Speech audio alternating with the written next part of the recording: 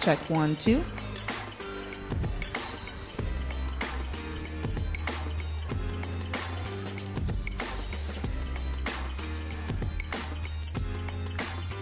I think then. Oh, check 1 2. Check 1 2. Check 1 2. Check 1 2. Check 1 2. Check 1 2. Check 1 2.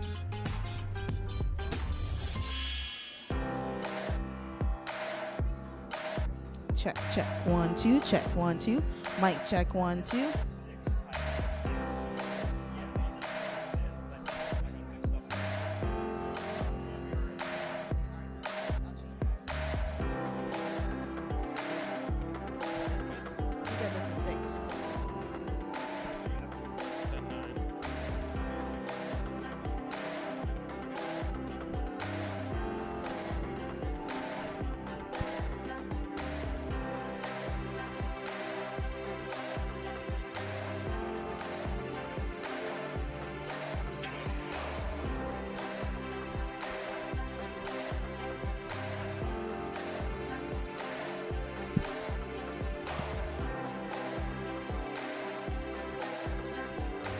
Check.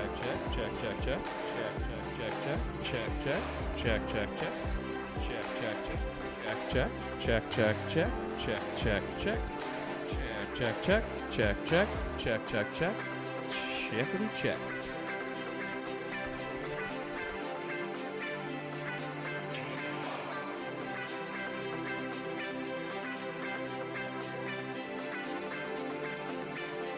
One, two, check 1 2, check 1 2.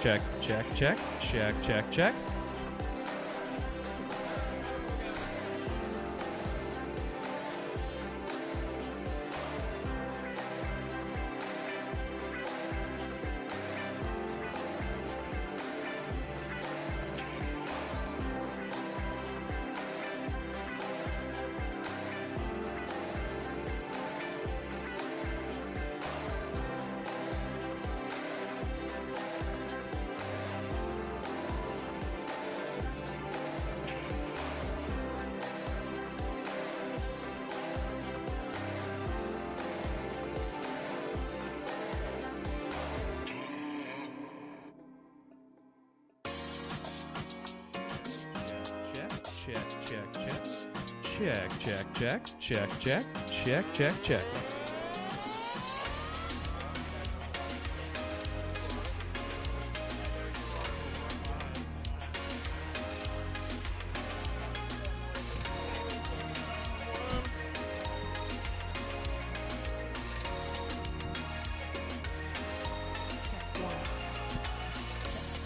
Check 1 2, check 1 2. Mic check 1 2, check 1 2.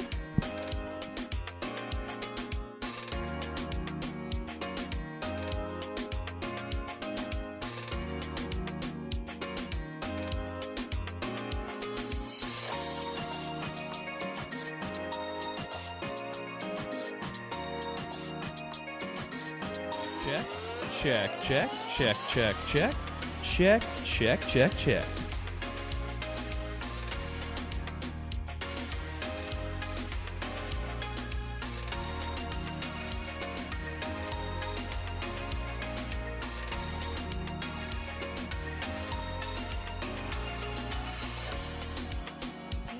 Check 1 2, check 1 2, check.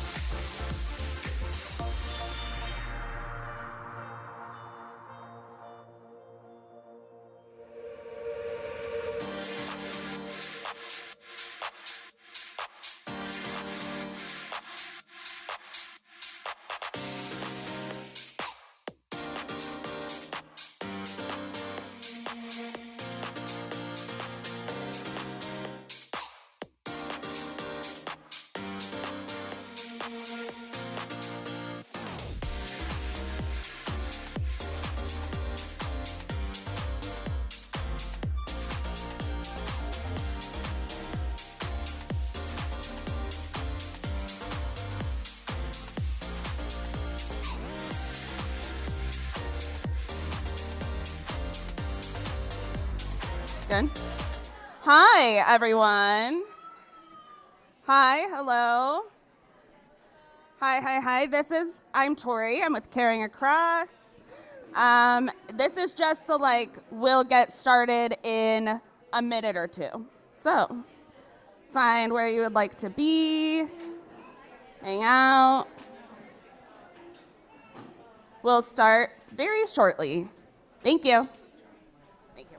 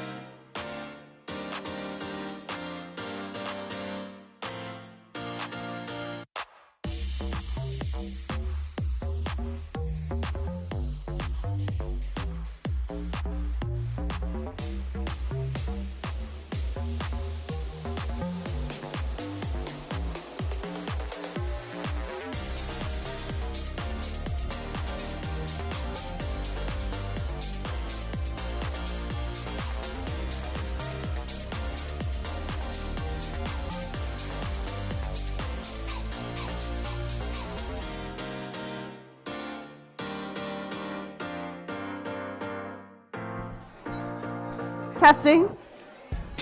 How's that? Testing.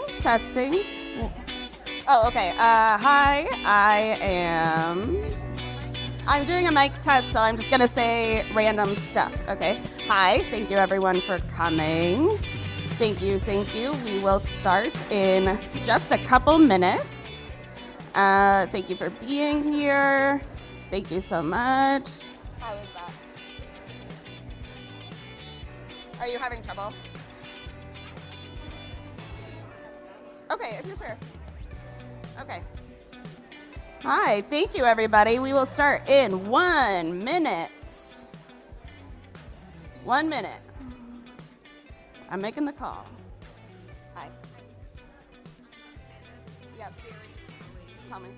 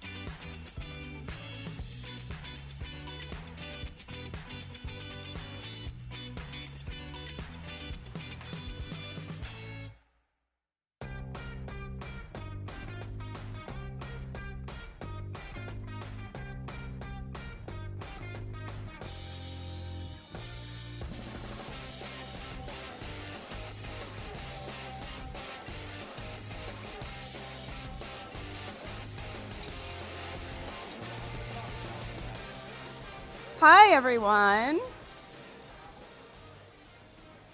Hello. We can start the live stream. Hi, everyone. My name is Tori Cross. Thank you for being here, and we are ready to start our program.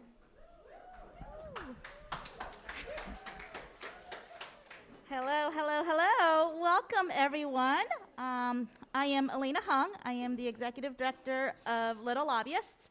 We are a family-led group advocating for children with complex medical needs and disabilities. I just want to say thank you. Thank you to everyone for coming. Thank you to everyone tuning in on the live stream. We have such an exciting event. Quick shout out to Nicole Jorwick, to Tori Cross, to the team at Caring Across and our partners in Care Can't Wait for organizing this amazing event. And thank you to all the speakers. The speakers are amazing, and I can't wait. We have a few details to cover, and then we'll get started. Hello, everyone. Hi. My name is Maria Town, and I serve as the President and CEO of the American Association of People with Disabilities. AAPD is proud to be one of the partner organizations hosting today's Community Integration Summit. I am so proud that we are here in person at the MLK Public Library, because for me, this space embodies what community integration is all about. The library is centrally located next to a lot of transit. They provide spaces and places for people of all kinds to be who they are, to get access to information, and to connect to community. One of AAPD's board members, who is actually a key leader in the fight for deinstitutionalization, works at this library. And so I like to think of today's event to honor him and to honor the legacy of those DC residents who got out of Forest Haven. And I know Bob Williams on one of our panels will speak to that. To add to Elena's thanks, I want to thank Caring Across Generations again, Justice and Aging, Little Lobbyists, the National Domestic Workers Alliance, the National Partnership for Women and Families, and the National Women's Law Center and the ARC of the United States for their partnership on this event. To go over some logistics and access points. For those attending in person, the bathrooms are out the door, kind of around the auditorium and to the right. If you need to go outside for any reason, go out the door and then go to the left for the exit. There is a nursing room on the second floor of the library. Throughout this space, you will see white boxes with filters. Those are air filtration devices. And if you need to get up, to stim, to make some noise, this is a space where you can do that. We have CART here in the room and online. We also have ASL interpretation here in the room and online. Hopefully everyone who needs that access can see it. And if at any point your access needs are not getting met, please let Tori or Jamie or myself know. So with that, I would like to welcome our first panel and our fantastic moderator, Katie Neese, who leads the ARC of the United States. Thanks, Maria. Good afternoon, everybody, and it's really a thrill to be with you today. As I go through this, why don't I ask my panel colleagues to come up? Mike Oxford from ADAPT, Bob Williams from Communication First, and Tyree Brown. So if you guys would come up and give them a warm welcome. Yeah, let me make it easy.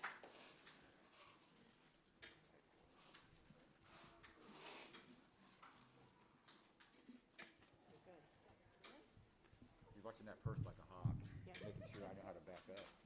We Midwesterners have to stick together. So as Mary said, I'm Katie Neese. I'm the Chief Executive Officer of the ARC of the United States. And the ARC is a nationwide advocacy organization that seeks to advance the civil and human rights of people with disabilities and their families. It's exciting for me to be here. I was saying to Bob, Bob and Mike was probably there too 34 years ago at the South Lawn of the White House. But my career in disability advocacy began in the late 1980s when I served on the Senate Subcommittee on Disability Policy, working for Chairman Tom Harkin from my home state of Iowa. Senator Harkin was the chief, oh good, okay, sorry. Was the chief sponsor of the original Americans with Disabilities Act. And I often kind of go down memory lane at this time of the year, but I think about sort of what made the ADA so special was its formative message that discrimination on the basis of disability is wrong, and it needed to be illegal in every corner of our country. The ADA also established 4 goals for people with disabilities, and they are equality of opportunity, full participation, independent living, and economic self-sufficiency. So I think for all of us, the ADA sets the baseline of expectations from which we need to build. The ADA is the floor, a really, really, really important floor. But we should never think of the ADA as the ceiling, that the ADA is the ultimate standard. The ADA is a baseline that helps us build. So I'm honored to join this conversation with these incredible people to talk about solutions to the challenges that we face as we look to the future. So now I get to introduce our distinguished panel. So first to my left is Mike Oxford. Mike is a longtime advocate with ADAPT, and Mike, I hope when we get to your thing, you could give folks a little story of what ADAPT once stood for and then what it stands for now, because they are not the same. We're also joined by Bob Williams. Bob is the Policy Director of Communication First and has advanced the rights and opportunities of children, working age persons, older adults with significant disabilities. Also, we're the 40 years. You've got 1, 2, 3, 40 years here. And Bob's really been our nation's leader in communication access and how people need to be able to speak for themselves. And last but not least is Tyree Brown, who is a Christian visual artist. In 2015, she was in a car accident that rendered her a quadriplegic. She's now video editor and a live experience researcher for the Lurie Institute for Disability Policy at Brandeis University. So I'm going to start with Mike. And Mike, so the Olmstead versus LC Superior Court decision was a critical turning point in the disability rights movement. Can you share about what it meant and how ADAPT organized and worked across the movement to advance change? Yeah, thank you. Can you hear me okay? So yeah, the Olmstead decision, and just first of all, what Katie said, so ADAPT started out being American Disabled for Accessible Public Transit, ADAPT, and in 1989, actually, the year before the ADA, the regulation came out from the ADAPT v. Skinner lawsuit requiring lifts on new buses. So that was a major thing that we wanted, and then when the ADA passed and the rest of it came in, we shifted over to getting people out of institutions and the services that are needed to do that and the advocacy, because the beginning of ADAPT comes from the Atlantis community, which before it was a Center for Independent Living, that was like the inception of a few people were helped some young folks move out of nursing homes in Denver back in the 70s. And so we've continued on, and now we're just ADAPT because we want change for the better. The Olmstead decision is not, people get mixed up, they think it's a law or an act or something that passed. It's an interpretation of the Americans with Disabilities Act, which says services have to be provided in the most integrated setting appropriate, et cetera. And so we always thought services, long-term care is a service, so that means it must be integrated in the most integrated setting. And we started pushing that really hard in 1990. And so it was an interpretation of that. And I just want to give a context. It's an important point on a timeline. But before that, back in the 80s and in the 70s, there were those of us with ADAPT and from some centers, other disability groups, people with disabilities were inventing programs and services ourselves so we could live outside of institutions and so we could move people out because no one would do it for us. We did it ourselves. And so we came up with these programs over time in different states, trying things out, trying different kinds of Medicaid waivers, different kinds of state programs. We also had communication. We had a wonderful publication called Mouth Magazine that was put out by a woman, led by a woman named Lucy Gwynn, who was a brain injury survivor, and she tracked all the institutional escapes, all the centers and disability groups that were moving people out, all the arrests, all the cops getting called, all the drama. It was very exciting. We also had another publication called the Disability Rag, Mary Johnson. She did a lot of work with her on nurse practice acts because we figured out every state had different nursing laws, and those nursing laws were preventing us from living in our own homes and communities with our families and getting out of institutions. And so that popped up. What else? Certification and things like that. And so it built up and it built up. Then in 1994, our ADAPT lawyer, Steve Gold, filed what's called the Helen L. case. 5 years before the Olmstead decision, he sued a nursing home in Philadelphia owned by the city of Philadelphia so two women, Helen and Edel, could move out. Why? They were already spending Medicaid monies on the institution. They were eligible for home and community. They were on a 10-year waiting list. Similar story. Spend the money instead of over here, give it to them and let them spend it over here in their own place. Sounds pretty simple. It took a lawsuit. It was appealed by the city. We won the appeal, and they stopped. And that's where that ended in that circuit until the Olmstead decision.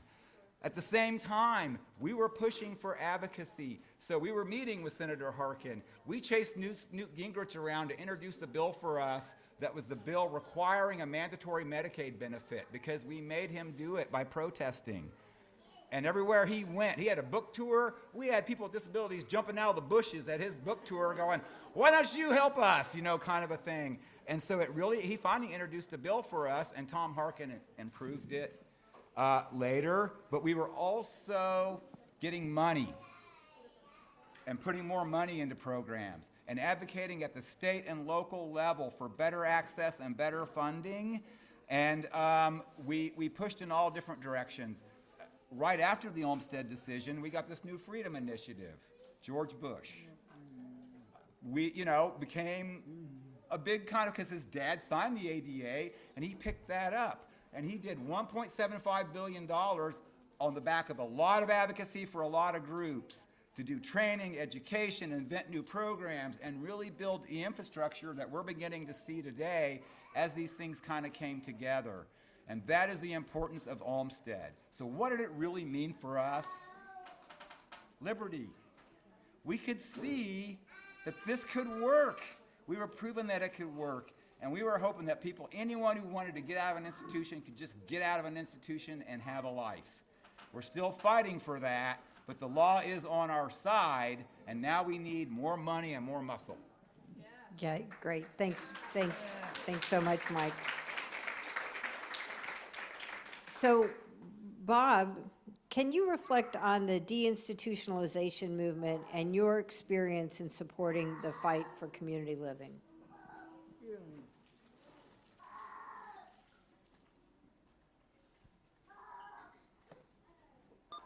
I am Bob Williams, the co-founder and policy director of Communication First, and a 67-year-old white man with white hair and a mustache wearing glasses and a bow tie with a button-down shirt and tan pants, sitting in a motorized wheelchair with my speech-generating device in front of me.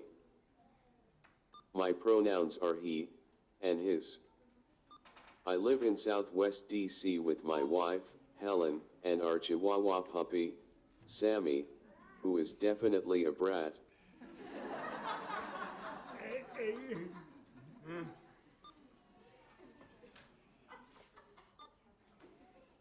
Let me start by describing communication first, as well as a bit of history of myself and the disability rights movement, over the last half-century and more.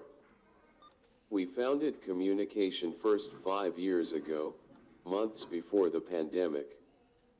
We are the only human and civil rights organization led by and committed to securing the equal rights and opportunities of the roughly 5 million children, young, working age, and older people who due to disability cannot effectively express ourselves through spoken word or sign language alone, to be heard and live our lives. Instead, we use tools encompassing far more than what I am using, including off-the-shelf handheld devices as well as natural expressive means like gestures, pointing, using residual speech, and having others repeat or revoice what we say. Whenever physically possible, some of us are able to use multiple means. Yet, too many are systematically denied these tools and the equal rights, opportunities, and dignity they make possible when others fail or refuse to comprehend who we are and what we say, preferring to brand us as, quote, cognitively impaired, a basket case, or with similar invectives that have flooded the internet and news media in recent weeks.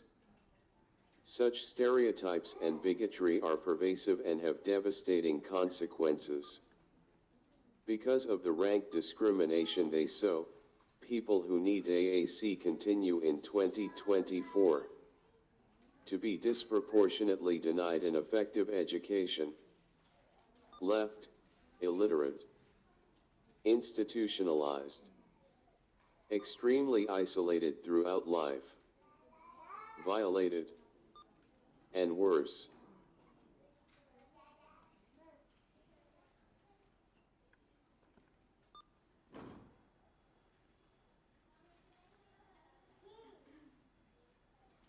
We likewise know Black, Brown, non-English using, and other multiply marginalized people are more likely to need to use AAC at various stages in life, and consequently, more likely to endure such injustice.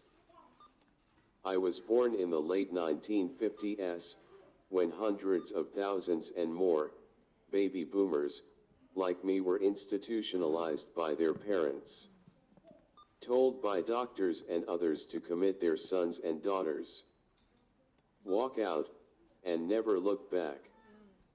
They were denied an education and worse. I always have experienced disability bias and discrimination, but always escaped the most hideous forms and consequences of it. Since the 1980s, I have, among other things, helped people exiled to institutions create new lives, as well as bringing and carrying out the ADA and the Olmstead decision.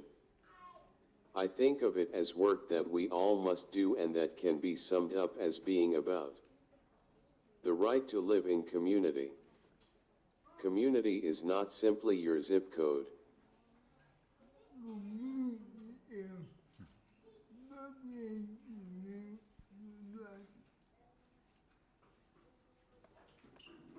Community is the way you live your life.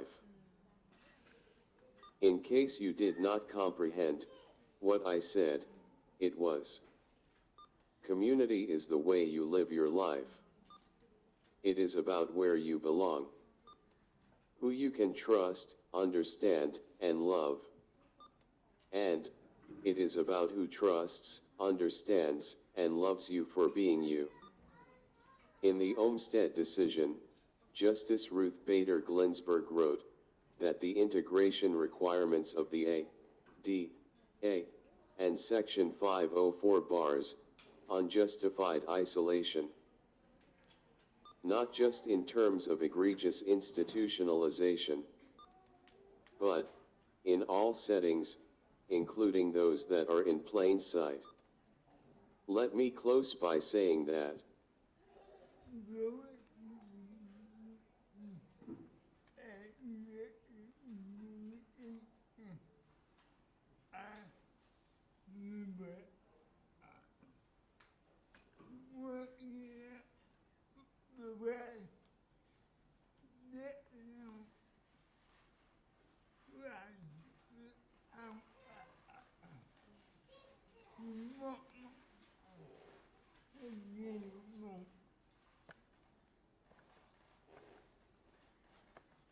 the right to community and effective communication are symbiotic.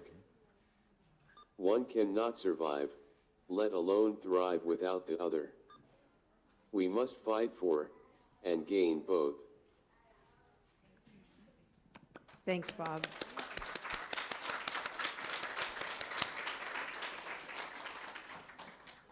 And Tyree, down to you.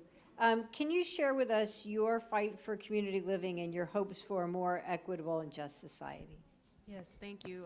Thank you, Mike and Bob, for those words that you had to say. I'm grateful to be here, and grateful that Nicole Jorwick, emailed me to be a part of this event. Happy to be here and see all you all. As I said, I'm Tyree Brown. I'm a visual artist and Christian and a video editor, and all of those things kind of happened with me coming into the community. So backstory, as my bio was mentioned, that, I'm quadriplegic. And when you shift from, being, I guess, what we consider able-bodied, and then suddenly now you can't move any part of your body. And so in the hospital, now rehab, and then once I'm in the rehab, now what is there for me to do? I can't go home because I can't walk up the stairs, and there's stairs in my home. I can't, have a lot to do at home because there's no one to help me. So the next thing is the nursing home. And during my injury time, I was 20 years old. And when you think of a nursing home, you don't think a bunch of 20-year-olds are there, having fun. It's not college. It's a place where someone goes to just maybe end the course of their life, or maybe somewhere that it's the only option. And that was for me. It was my only option. But as I was there, I was just grateful for being alive, grateful for my family, the support that I had, grateful for the support of my pastors. And now, being in the nursing home, I'm just there. Until there was someone from the Money Follows the Person program came in and asked me, hey, do you want to go home? And I'm like, yes, I do. And that was the best question he could ever ask me, because I do want to go home. And I'm grateful that there was someone in those programs there, like the MFP program, that helps individuals in nursing homes get home. And from there, once, it wasn't easy, but it happened. And maybe about 9 months later, I was able to be home. And as the course of my life happened, like I mentioned, Nicole, she contacted me. My first kind of activism moment was being at the policy hearing. I was there with Mike, my first time ever speaking about my story in front of people like you all, to express how important programs like the MFP program is. And from there, it led me to meeting more people, being at the Rayburn building, more policy hearings. Got to meet with Zoom with Democratic Senator, I believe his name is Bob. And I'm in all of these spaces.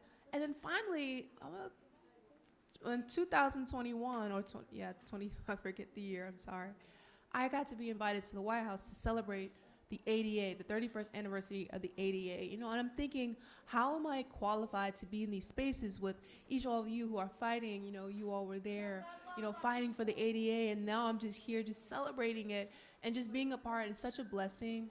And also just everything that culminated before accident, rehab, nursing home, back in my community, back with my family, friends, my church family, and everyone who supports me. And I'm just grateful that there are programs and there are people fighting for us so that we can be in the community and do things that are help our quality of life and also help others. Because now I am a part of a research study. I'm a lived experience expert.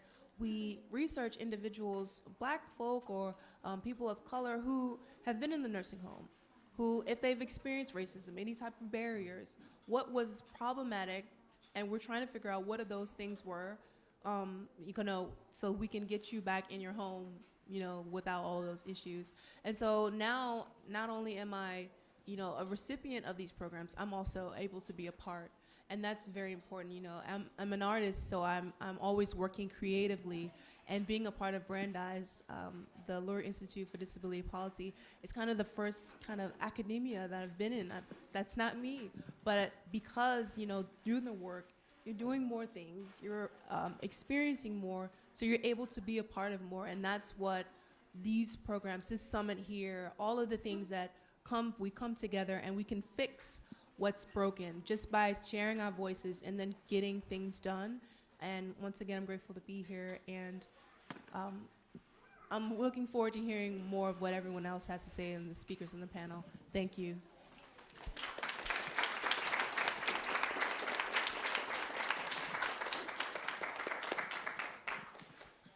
I'm going to ask the panel a question, but I would love if you all have questions for the panel, if you can raise your hand, and I'll be happy to call on you. Mike, I think one of the things that we are all struggling with is the number of people that are on waiting lists for home and community-based services. There are approximately 750,000 people across the country who are waiting.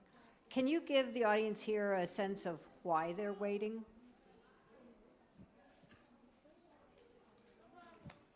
Politics and money is really why. There's a lack of political will to come up with the funding that we need. Programs have improved a lot over the last 40 years, and we have learned a lot, and more people are showing they're living in the community and doing amazing, great things all over the place, but we don't have the resources. And, you can look at this a lot of different ways, but there's a number of really important other issues. I won't even get into child care. I'm a grandpa now, but it's not to say disability, but it's so important, and why do we keep ignoring this? So that's why. It is simply political will to pony up the money to do the work that's right there in front of us. It's no mystery. It's no rocket science. It's no technology. It's none of this stuff.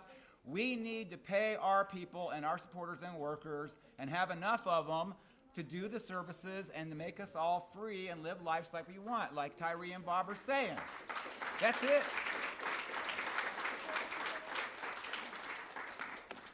I will also just add to that, the local and the state levels are where you can really make a lot of change, and we can make some stuff happen. So don't forget that either. It's not, we're all in DC now, and that's where the $1 trillion price tags come, right? But break it down in your local communities, and you can do work there too, and people know you, and you have friends and neighbors and people that go to church with you in your bowling league, and you can really make big change. And that is the other thing that we've got to dig in to push the folks here from the bottom up.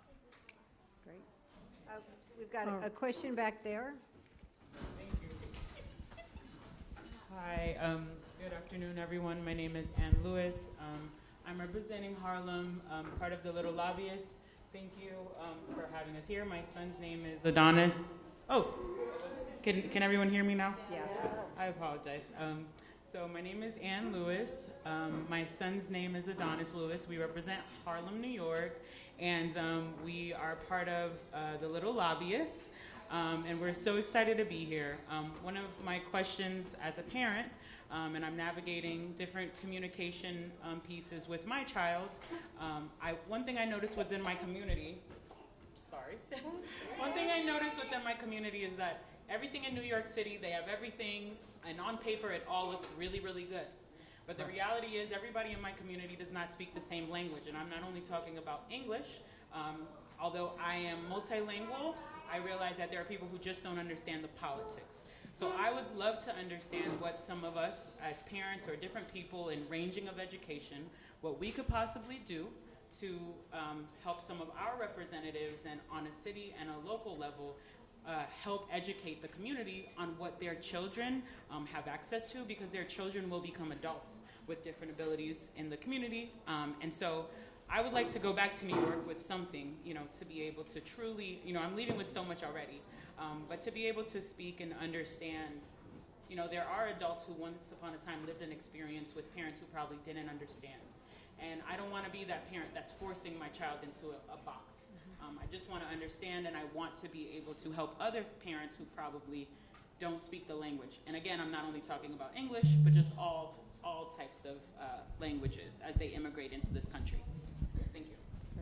So hi, this is Mike, and one idea, because I happened to work there in the past year, so the city of Denver, again, local city, but they have a rule that anyone who gets any of the Denver County or city grant money for anything, and it's a lot of money, has to have a language plan, a communication plan for a whole array. I mean, there is a large population of people with a lot of languages in Denver, and you got to have a plan to show all these languages, how you're going to cover that, how you're going to provide for people, and that includes ASL, it includes all sorts of communication, including some disability kinds of issues. But that's just, again, one kind of local thing that at least if you're going to get money to provide services to people, you got to provide it to all the people through the language requirements, and so that's one local way I wanted to share. Plain language.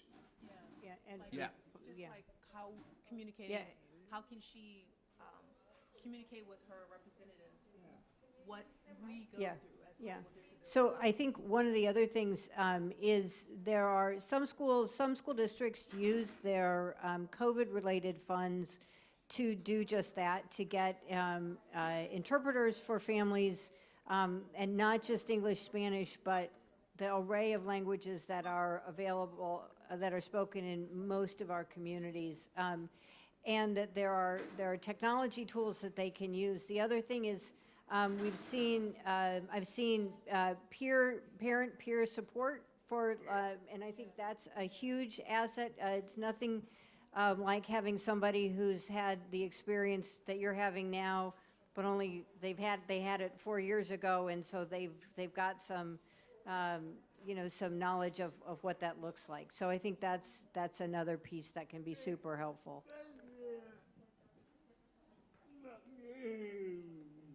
And my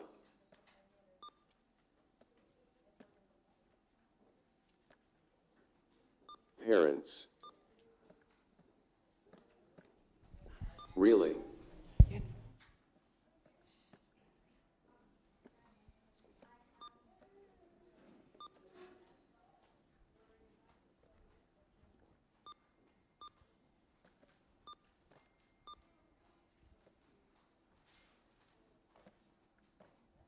Relied on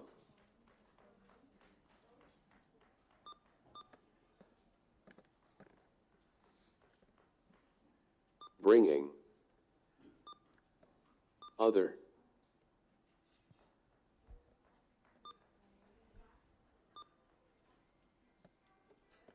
young people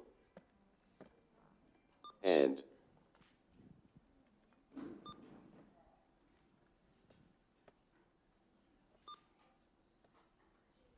adults with disabilities into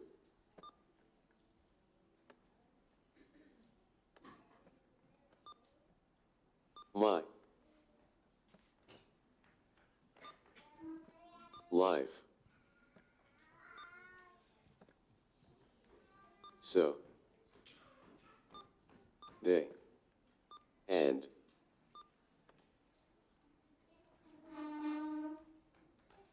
I could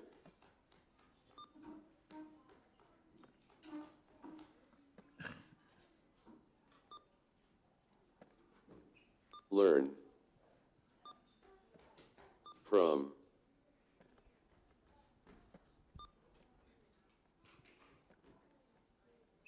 them.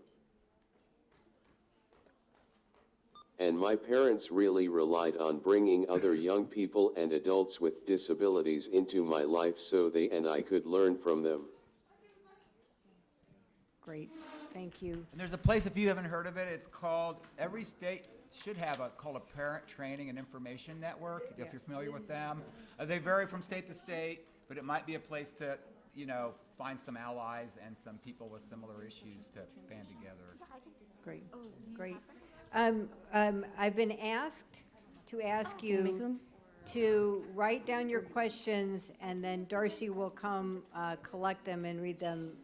So if I could ask folks to do that, and if not, Darcy would be happy to write it down for you. Bob, let me ask you another question. There's my Bob question. How can, so Bob is my dear friend, and there are many things I love about Bob, but if I could write half as beautifully as he does, I would be a much better communicator. But Bob, talk to us about how we can leverage the ADA to end discrimination for people with speech disabilities.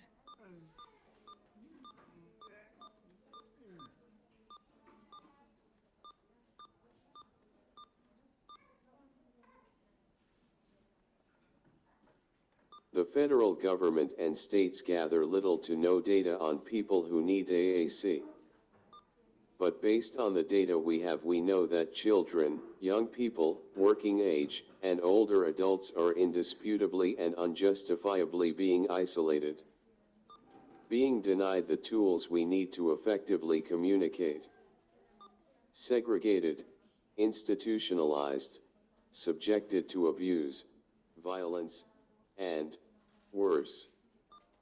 The ADA, along with Civil Rights Act of 1964, must be enforced in a coordinated manner to root out this intersectional injustice. Absolutely. Thank you, Bob, for that. And Tyree, I'm interested in your art.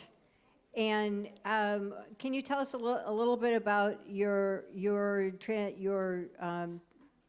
path as an artist before your accident and subsequently? Yeah, so I've always grown up to be an artist, and I went to the Corcoran College, which is not too far from here.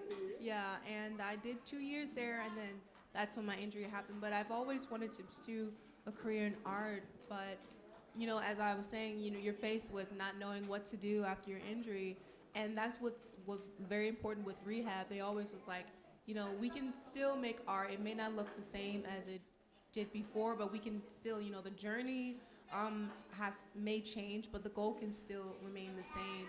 And my art has helped me in my community to be, I guess, seen, to know that I still have a place in this world, to know that I can still keep going, you know, keep on with completing my goal. And my art it's gotten better, I would say, because I'm just drawing intentionally. I'm hyper focused on the outcome because it takes so long.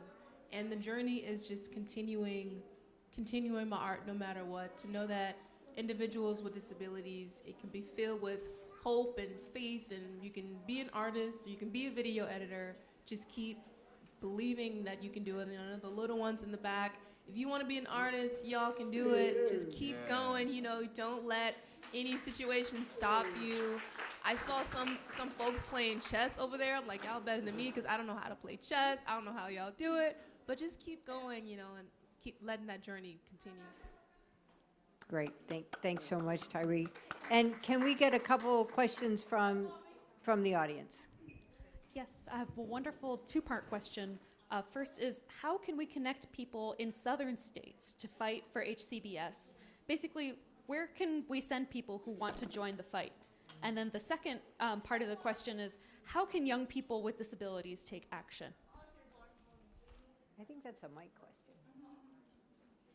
Wow, young people. Sure.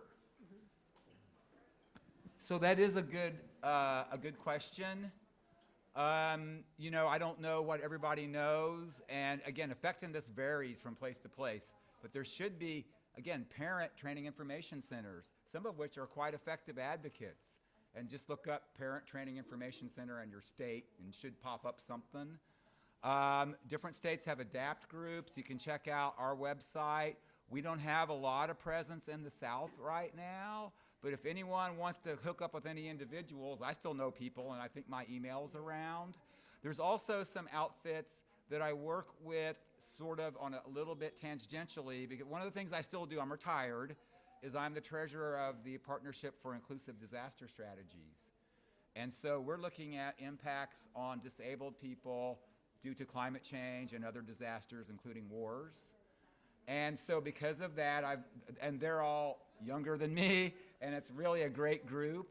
And so I've learned of some outfits there, like New Disabled South, I think is a place you should check out for advocacy and solidarity and fresh outlooks on doing things. There's another outfit that the woman is also part of the partnership board called Sins Invalid. And again, it's a collective, and so it's not even like a regular corporation and stuff, and they're looking at things very differently. And so these are some places also that are, there that have come up, that are being led by women and people of color and people with intersectional lives, and are really taking things up, like Tyree is mentioning, to really dig in and look at what we need to fix to make things better, and fresh approaches. And I would just add to that we have 600 chapters of the ARC across the country. Your local chapter very well may be doing this work and would welcome the partnership. You can find your chapter at our website. It's the ARC, THEARC.org. And our folks are doing that every day. So hopefully you can make a connection there. So why don't we do another question? One more. This one's for Mike. You mentioned changes in state nursing laws that were made in order to deinstitutionalize. Could you expand on that, please? Sure. So the basic problem was this. Most states, when you look up their nursing laws, especially back then, they basically said something like, the practice of nursing are those tasks and judgments which in the mind of the licensed professional nurse constitute nursing. So is this real, what's nursing? What the nurse says it is. So almost anything we wanted was requiring a nurse. And not all things do, as we know. Like, we were going, but I'm a young parent. I mean, I practice nursing every day. Mm-hmm. Disabled or not, right? You put on Band-Aids, mercurochrome, all that stuff. Okay, if you have to pay someone and you're not a kid, that's nursing, and it'd be against the law to do that without a license if you charge money. That's what we found out. So what we did is we went back and looked, and we started creating exceptions to the Nurse Practice Act. So like in my state, we created an exception that if you, without regard to your age or your type of disability, if you wanted to direct your own services, you could hire who you wanted, including a family member, and then you could train and instruct that person on your tasks. Likewise, parents of minor children, well, my kids, when they were minors, they didn't really tell me what to do. So it was like, no, the parents could do that on behalf of their kids as well. And that was the idea. And we took that kind of all over. I just did a panel on Friday in Ohio. I'd forgotten I was there in the 90s, following along what we did about how can we change our nursing laws. And every state was different, so you had to look at that state and what it was. And it's not anti-nursing or anything else. It's just that it's not always necessary. When you need a nurse, you need a nurse. But you don't always need a nurse. And so that was the idea. And of course, it opened it up because what it did is it saved money too, because registered nurses are very expensive and they're highly trained. And so it did help kind of open that up some, even though I put a pause on that one, like the cheapness and the cost savings actually turned into a problem, but that's another question. Okay. So if I could give the last question to Tyree's mom, who I know has been trying to answer a question, and she's right here. If someone could get her a microphone, that'd be great. And I'm sorry, Tyree's mom, I don't remember your first name, but Tyree's mom will. That's for her. Yeah. Hi. Hi, my name is DeVry. I just wanted to ask, you might have said it, but it was a program that helped my daughter in my home. When my daughter was in the hospital, she would have been there for years because we couldn't have her in home. And it was a program that I want to say thank you to that program, if I could, or Tyree can mention it again. They came in my home, they rearranged the doors, Then they put this thing outside, was called a ramp, and it's big, and I had never seen that before, never knew anything about it. Like I say, what happened to her devastated our whole family, and we didn't know what to do, didn't know who to talk to or nothing. So I wanted you to share with them how this was able to happen, because myself would have sat there for years, just going every day, rushing from the house to my job to go visit her in a nursing home. But when she came home, I didn't have to do that. It was less stress, and it was such a blessing. So I just wanted her to share the name of that company and the name of that organization, because without it, I would have been so lost. Yeah, so I mentioned the Money Follows the Person program. That was the program that we were trying to fight to get funding for to continue, because I think it was every 5 or 6 years that they were doing it. And so that was one of the programs that helped me get out of the nursing home. And then once I was out, it's through the Maryland Medicaid waiver or community options program. It depends on what they calls it now. That it's through the health department that helps individuals with disability or with aging, those who are aging, to get the necessary things, home modifications and a nursing aid or whatever the, reasonable accommodations you need in your home. That's what they do. But we were talking about the waiting list, and there's still lots and lots of people on that waiting list. And, as Mike was saying, we need the funding. We need our representatives to, say yes, put funding to these programs and to the Department of Aging and Disability. So that's what we're continuing to talk about. And I feel blessed and very fortunate to be able to be in the program, because like we were mentioning, there's still thousands of people on that waiting list who have not received services, but I'm one of the blessed ones who have received it. And like you said, it has helped our family. And look what the whole world gained. Yes, yes, amen to that. So please, let's give our panel a round of thanks, and really appreciate your advocacy and your experience and your future looking. And we'll move on to the next panel. I tried to get them to so we want a consumer-controlled HCBS conference every year, and we're going to go for it.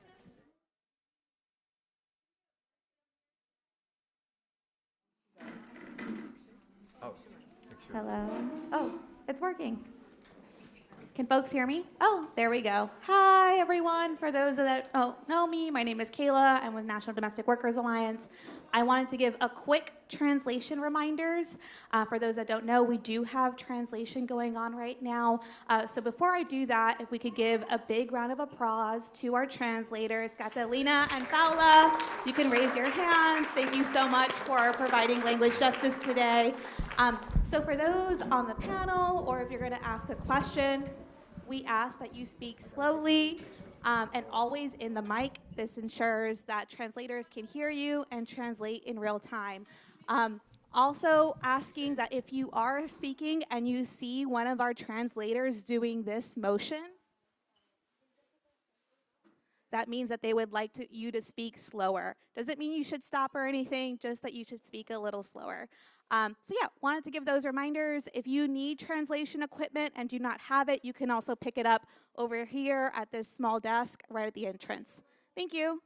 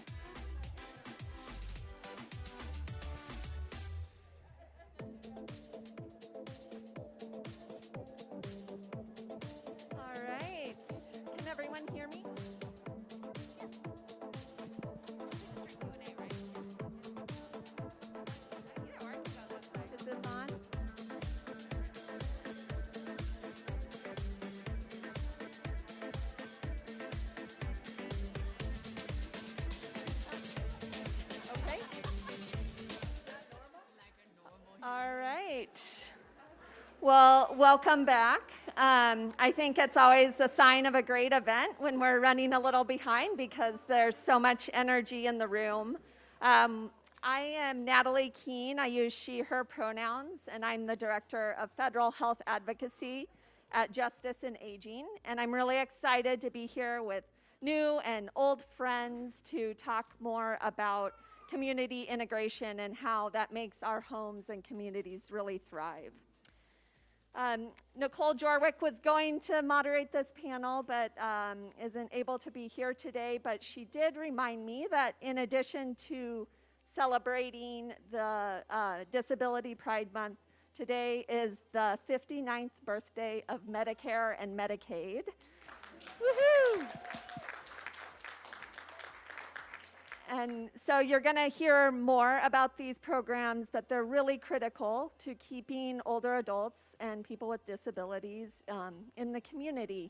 And we have a lot of work to do to further strengthen them. So before I introduce our wonderful panelists up here, I did want to bring in the perspective of an older adult, Aline Shahid. She is a self-advocate from Jacksonville, Florida. And Aline really wanted to be here today, but because of gaps in our home-based services system, she couldn't find a care aide to travel with her. So just a few words from Aline. She often refers to Medicaid, home, and community-based services as her lifeline.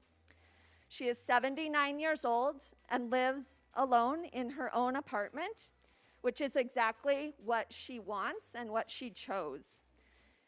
And with appropriate help, she is capable of living independently. She's authorized to have a few hours of help every day with things like dressing, bathing, preparing meals, and light housekeeping. And when the aides are there, Aline thrives. She has a great life. But because of inadequate funding and particularly inadequate pay for care workers, she often goes days without any help. This means she spends more time in her wheelchair, which puts her at increased risk for pressure sores. She cannot bathe, and this makes her feel more socially isolated, less able to go out and meet with her friends and community. As Aline says, valuing her care workers means valuing her, and valuing her means valuing her care workers. So we will share a short video from Aline so you can hear more about the importance of these services to her quality of life after the summit.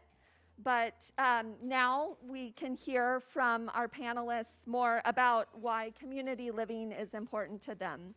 So I'm going to give some brief introductions first. Allison Barkoff was sworn in as Principal Deputy Director of the Administration for Community Living in January 2021 and is currently performing the duties of the ACL Administrator and the Assistant Secretary for Aging. Just a few things on her plate. A sibling of an adult brother with developmental disabilities and a civil rights attorney, Allison is a lifelong advocate for community living, both professionally and personally, and has been at the forefront of national efforts to expand home and community-based services that make community living possible. We have Emma Budway, a 27-year-old unreliably speaking autistic who is passionate about advocating for equity and social justice issues. She is committed to making the world more accepting of the neurodiverse and advocating for inclusion of the non-speaking community. Donna Budway is the Director of Advocacy and Partnerships for Our Stomping Ground, a nonprofit located in Northern Virginia, which is dedicated to building inclusive and affordable communities and social spaces for people of all abilities. She has worked as a health educator, advocate, and community builder in Arlington for over 3 decades. Jenny McClelland is Policy Director for Home and Community-Based Services at Little Lobbyists, a family-led group that advocates for the rights of children who have complex medical needs and disabilities. A mom to James, a teenager who has complex medical needs, Jenny wants to make sure Medicaid home and community-based services waivers meet the care needs of disabled children and adults. Kim Allen, with the New York Caring Majority, is a Black African-American woman and leading firefighter and accountant. After migrating from Guyana in 2004, Kim has been employed by Cooperative Home Care Associates for the past 16 years. And as we go along, if you have questions for our panelists, please feel free to write them down on the note cards, and then we will also be passing around a mic at the end of this session. So, Allison, I'd like to start with you, and can you tell us a little bit more about why community living matters to you? Sure. Thanks again, Natalie, and it's a real privilege to be here today. I really want to start by saying, looking across this room, the coalition and the power of the people in this room is incredible. As I'll share really briefly my 45 years working as part of the disability community and the community around expanding access to home and community-based services, it hasn't always been that we've all worked together. And to see people in this room from the disability community, from the aging community, from the labor community, we are where we are truly because of the coalition in this room. As Natalie mentioned, I'm a sibling, and when my brother was born 45 years ago, there was no such thing as home and community-based services. Our family was told, like every other family at that time, the only place for Evan was in an institution. And kind of like the Little Lobbyists, a whole group of families got together and said we wanted to create a rival image. And we used two tools in our toolbox, the same thing that you all are doing. Thinking about how do we change service systems, and our advocacy led in the late 80s to home and community-based services and huge expansion, and thinking about civil rights, and was part of a group of self-advocates and families that really fought for things like the Americans with Disabilities Act and the Olmstead decision later in the 1990s. I've spent my entire career using both of those tools. I'm an advocrat. I come in and out of government depending on where the place to push is. And looking across this room, I've worked with so many of you to protect Medicaid, to expand Medicaid, to fight to save the Affordable Care Act. I see my Arlington table where we fought for inclusive school districts and for access to affordable health care and accessible communication.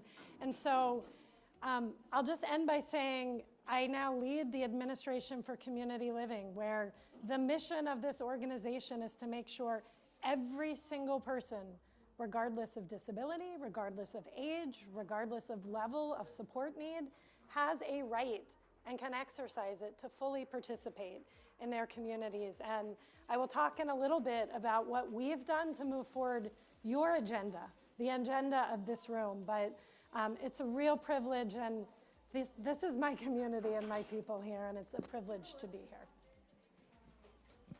Thank you, Allison. I'm going to turn to Kim next. And Kim, you know, I talked a little bit about how Aileen relies on her care workers, and we'd love to hear from you about how you see the workforce shortages impacting those who need support and your fellow care workers.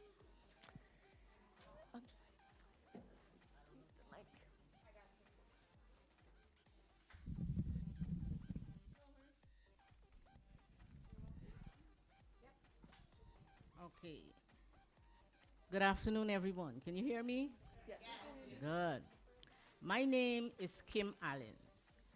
I'm a home care worker working for Cooperative Home Care Associates. I will briefly give you a little background as to how I became a home care worker. Back home in my country, I was a leading firewoman at the time that my mom took ill. I was responsible for the entire financial functions of the Guyana Fire Service. So when my mom took ill, I was the only one at home with her. My sisters, they had married and gone on their own. I had no small kids at the time. So I volunteered to take care of her. But it was tough on me, looking at her in the morning, getting to work, doing that work, come home, taking care of her. And when you're dealing with figures, you've got to be careful, up to the last penny. You got to give the government account for their money. So I was finding it difficult to concentrate on both. I decided to resign at the age of 38 to take care of my mom. She lived like almost 2 years and then she passed. Right? So then my kid said, Mom, don't go back to work. We'll help you. So I said, okay, but I turned to my church and did voluntary work for 8 years. Then I came here. So when I came here now, I went back to school to do computerized bookkeeping and office specialist, which I did very well. So while waiting to be placed in a nice position, I decided, let me try the home care, seeing I did it for my mom, but I wasn't certified back home. So I went to school, did that, and then joined cooperative where I am now. Tomorrow will complete 16 years since I'm with that one agency, the only place I've worked since coming here. And I was introduced to the Caring Majority program where we do advocacy for not only the clients, but the workers as well. Because if you cannot keep the workers comfortable, you won't have a workforce. Because everybody is looking for, at the end of their work life, that they have something to live on and to retire comfortable on. And the way things are going, it's not looking good. That's why we're having these shortages in home care. Everybody wants to be in their community, in their own home, with family and friends that they're accustomed to. Nobody wants to be isolated in a nursing home for the rest of their lives, as though they are not valued, they're not worth anything, right? So I go out every opportunity I get to advocate for those people as well as the workers staying in the industry. The young people now coming into this industry, they don't see any progress for them at this young age. They just use it as a stepping stone, maybe to go on and end up being an RN or being along the tech line or something. So we're trying our best. I've met with a number of legislators in Albany, right here in Washington, hearing my stories, how I see things going, trying to, make some advice and so on, and it seems to be working because they're listening.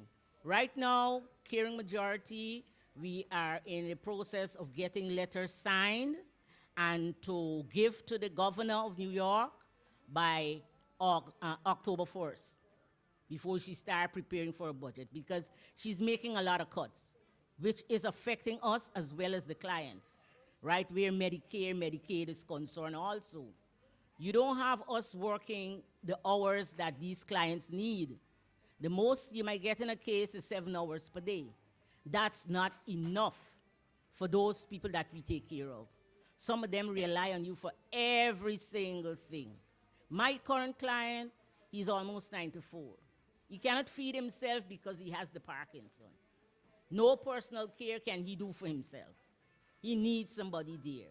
They say, oh, his family have money, so government can't really give him anything. So from what they have, they pay us. He's a private contract with my agency.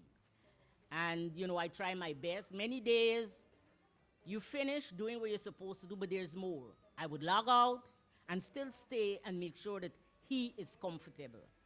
Because I won't be able to sleep at night knowing that he needed something more to be done, and I didn't stay because the pay is not good. So that has been me for the longest while. And I don't want to leave. I love this job. I love what I do, right? And I'm encouraging folks, come together as a community. No one group can do it. We need a combination of everybody coming in. They need their homes adjusted.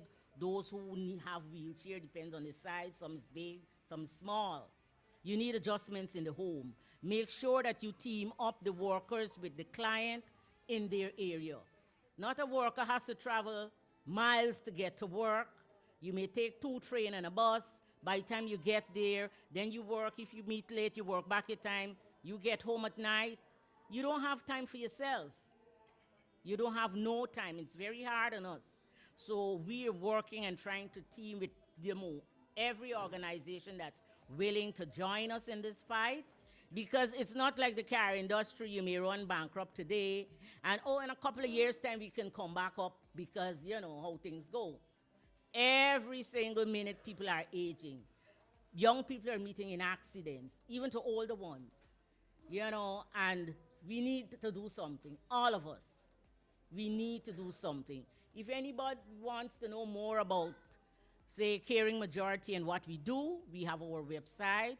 You just go on New York Caring Majority. You'll find more information as what you can do to help us, right? There's quite a few, as the guy in the last panel said, on the waiting list.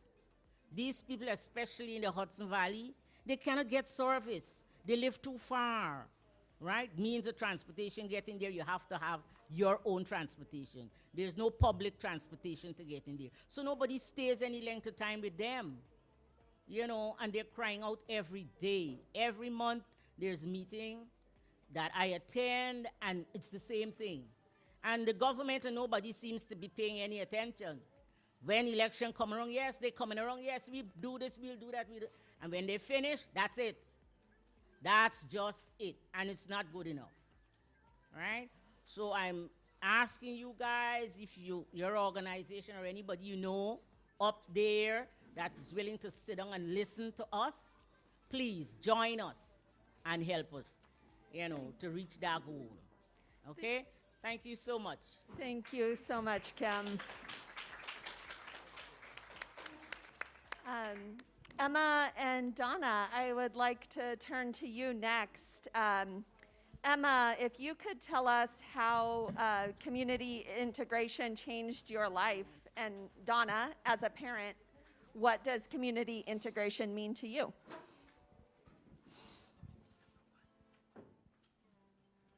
Good afternoon. I am a 27-year-old unreliably speaking autistic who fails to communicate. I experience the world in a chaotic way. I am passionate about social justice and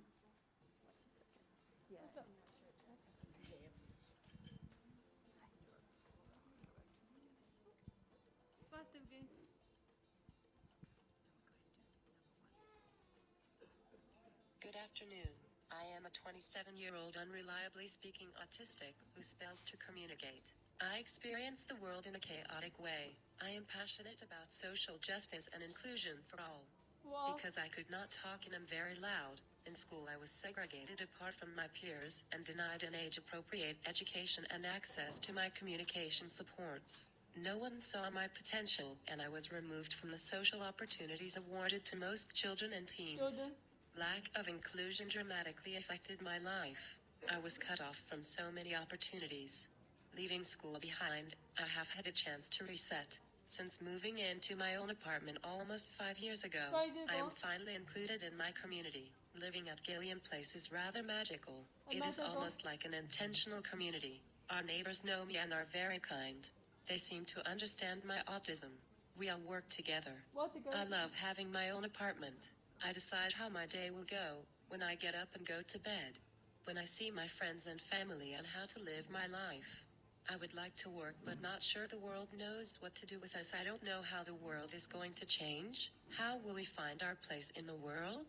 Full inclusion in housing, school, employment and social opportunities for people with disabilities is the promise of Olmstead. I do think that we need to start early. Full inclusion from the beginning. Segregation never works.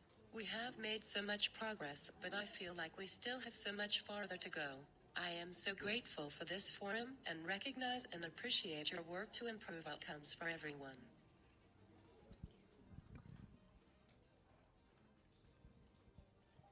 Thank you, Emma. As a parent and advocate, I share Emma's gratitude and the recognition of thousands of lives ahead of us that never had the opportunity for inclusion. When Emma moved into her own apartment almost 5 years ago, it did feel like the beginning. For her and for us, community integration changed everything. To know that she is safely ensconced in a community that knows and cares for her is a remarkable feeling for a parent. Her building, Gilliam Place, is an affordable and inclusive property with 173 units, originally with 8 first leasing preferences for people with disabilities. With over 500 multi-generational neighbors hailing from all over the world, there is a strong sense of community. Emma and her neighbors are supported by over 120 hours of free programming each month by Our Stomping Ground, a local nonprofit, and there are frequent opportunities to meet and be with your neighbors. Drumming circles, trips to the library, open art sessions, yoga, and daily walks. With an adult child, you are in a race against time to find the best long-term solutions to many pressing issues. Your work is a force multiplier for us as parents. We have to figure this out.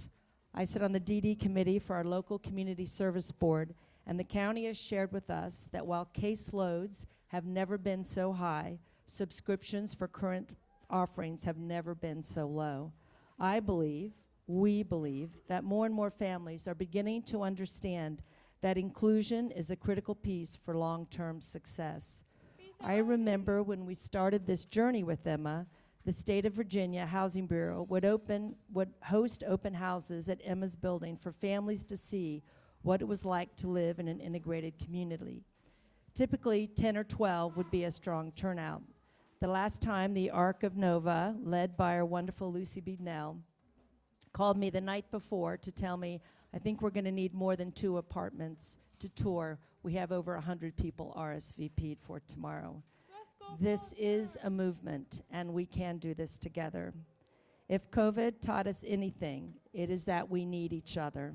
And absolutely, Emma living in an integrated community setting has changed everything, and we have never been so hopeful. Thank you.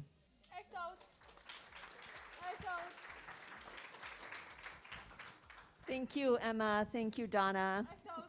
Jenny, I think many of us here share your passion for addressing the complexities of accessing community living supports. Can you tell us more about why it's important to understand Medicaid in the context of community living? That's great.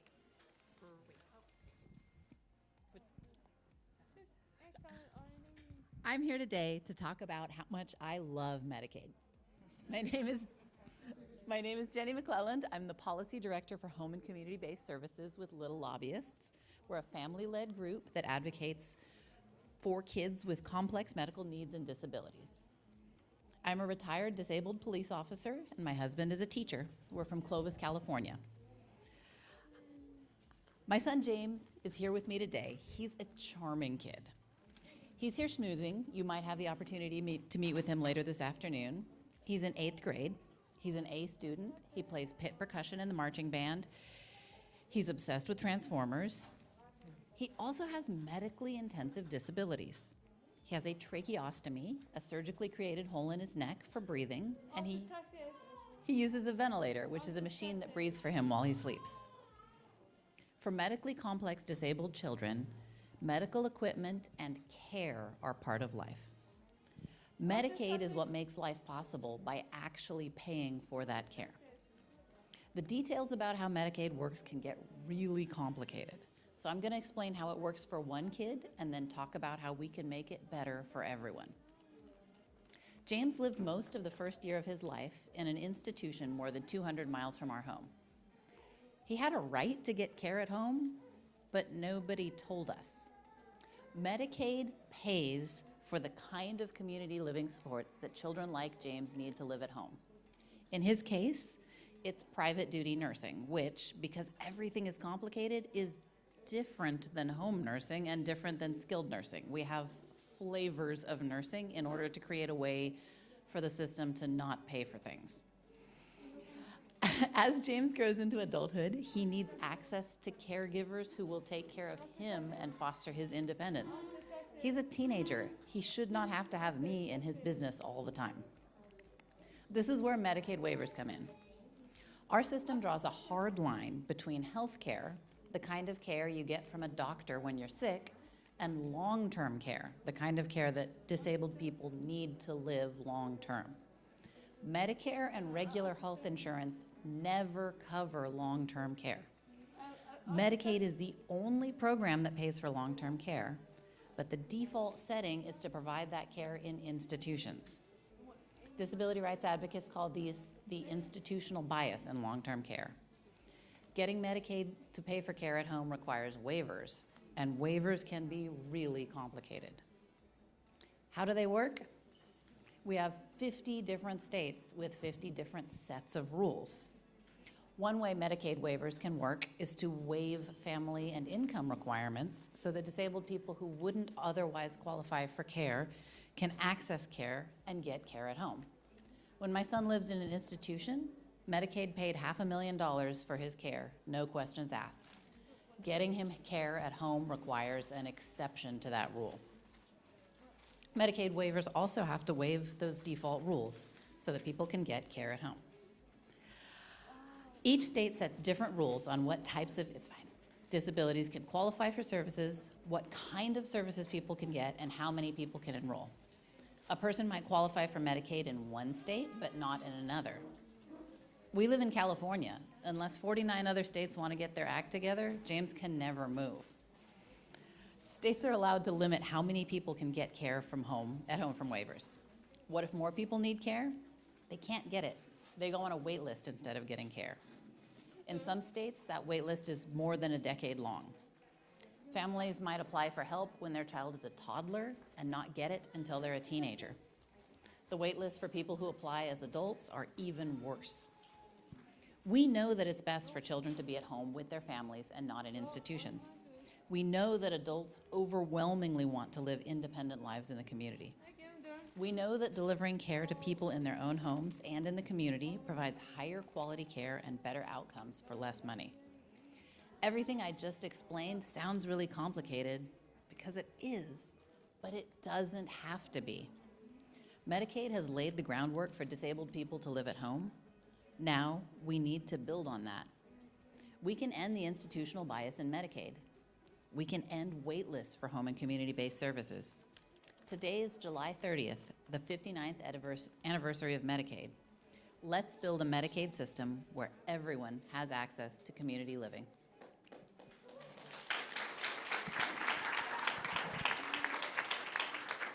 Absolutely, let's do that. And I'd like to remind folks, you can write down your questions, and we have people around the room. Jamie can collect those. Hannah has a mic. But before we get to those questions, I wanted to turn back to Allison to hear more about what the administration is doing to fix some of the problems with these waivers and what else remains to be done. So it was always incredible to be up here with friends and colleagues. And I think what we heard are the things that coming in on the first day of this administration, having met with so many of you, our priorities are our priorities. How do we expand access to home and community-based services? How do we address the direct care workforce crisis? How do we deal with the fact that we have a lack of affordable, accessible housing for people with disabilities? And again, it was a real privilege coming in on the first day, carrying in our shared vision, our shared priorities. For anyone who's on ACL's blog, it was just, as you know, on Friday, the 34th anniversary of the ADA. And I talked about the first meeting I had with Secretary Becerra, which followed a meeting that probably many of you in this room were in with me when he was the nominee for the secretary. And he wanted to know what was most important to us. What was the must-dos? And the day he got confirmed, we met and he said, I need you to turn their must-dos into a plan. And literally every couple months, I'd have a one-on-one meeting and he'd say, where are we on this? So I'm really proud to say that everything I'm sharing is because of you and your advocacy. The care infrastructure, the work we've done to expand home and community-based services, workforce, et cetera, is only on the radar because you have put it on the radar.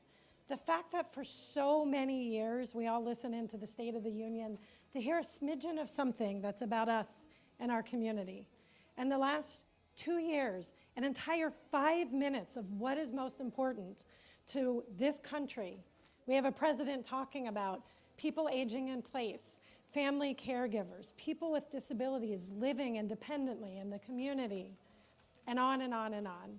That we have the first ever CARE executive order directing all of the agencies to prioritize, to use every tool in our toolbox. So I want to mention a couple things that we have done. First, we heard a lot about, and I love this pin, I'm going to wear it every day, because truly, CARE is what it is about. And so the things we've done: largest ever investment in home and community-based services, $40 billion as part of the ARPA, the American Rescue Plan Act. Why did that happen? That happened because this community went on the Hill day in and day out because we got left out of the first 3 COVID bills. But we got in because of your advocacy. Really important thing that we did. And the president has made clear this is just a down payment. We need much, much more. The last 2 budgets from the president's called for a $150 billion investment. Okay, what else have we done? We know that we need to strengthen the direct care workforce. We have made progress in people being able to live in the community because we have an incredible workforce who helps people live day in and day out and be part of their communities and participate. Yet we do not have a system that treats them as the critical workers that they are. We have a 50% turnover rate. 75% of providers are saying we can't take new referrals, and half are closing services despite the growing demand that we have. Both 10,000 people every single day turning 65, people with disabilities living longer, and everyone wanting to be in the community. So we have a ton of work to do, and I'm really proud that, unfortunately, when Build Back Better did not pass with all of those provisions, ACL reached out to our partners at the Department of Labor, Centers for Medicare and Medicaid Services, across the federal government, and said, we need to put every tool in our toolbox together to work with states, to work with communities on strengthening that workforce. And we now have the Direct Care Workforce Strategy Center.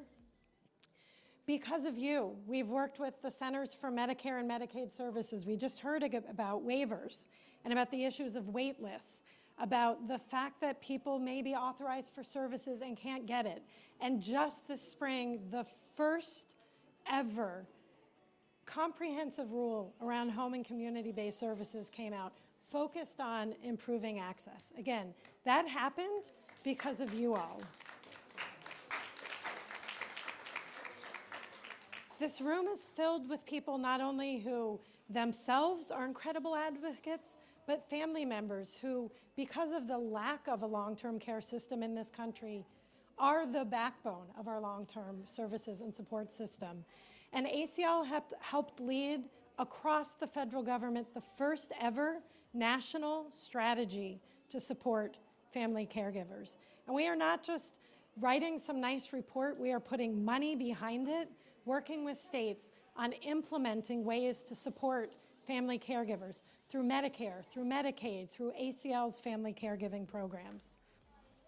The biggest thing as a civil rights lawyer that I maybe have done in my life, and I've done a lot, is work with you all to update, for the first time in 50 years, our civil rights regulations under Section 504 of the Rehabilitation Act, and enshrining in regulations the Olmstead decision, the last 20 years, 25, actually, we just celebrated together, 25 years of case law and guidance from the Department of Justice making clear Olmstead is about segregation in every way, residential, day programs, in school. It's about segregation of all types of people with disabilities, all ages, from kids to older adults. It's about people who are experiencing and at risk of segregation. And then finally, we cannot have community living, when you talk about home and community-based services, if we don't have homes. And I'm really proud of the work that we are doing together, our partnership with HUD to make sure we are really coordinating people who need both access to services and affordable and accessible housing. So those are just some of the things that we, and I mean we, everyone in this room has done together. We use our levers because you are the wind behind our back. And finally, to Natalie's question, what's left? What's left is for every single person to live the life that they want to live. I wake up every day looking at the hard work that my brother, for example, has fought in his advocacy to be meaningfully accepted in his community, living in his own apartment, having a meaningful job. Until everyone can have a life like that, we're not done. We have thousands, hundreds of thousands of people on waiting lists, people sitting in institutions who can and want to live in the community, people segregated in schools and sheltered workshops, in so many other places. And we have a direct care workforce crisis that we have got to tackle head on, or our last decades of progress will be rolled backwards. So much more to do, but we cannot do those things if we are not locking our arms together, finding our commonalities, and everything we have achieved is truly because of y'all's hard work.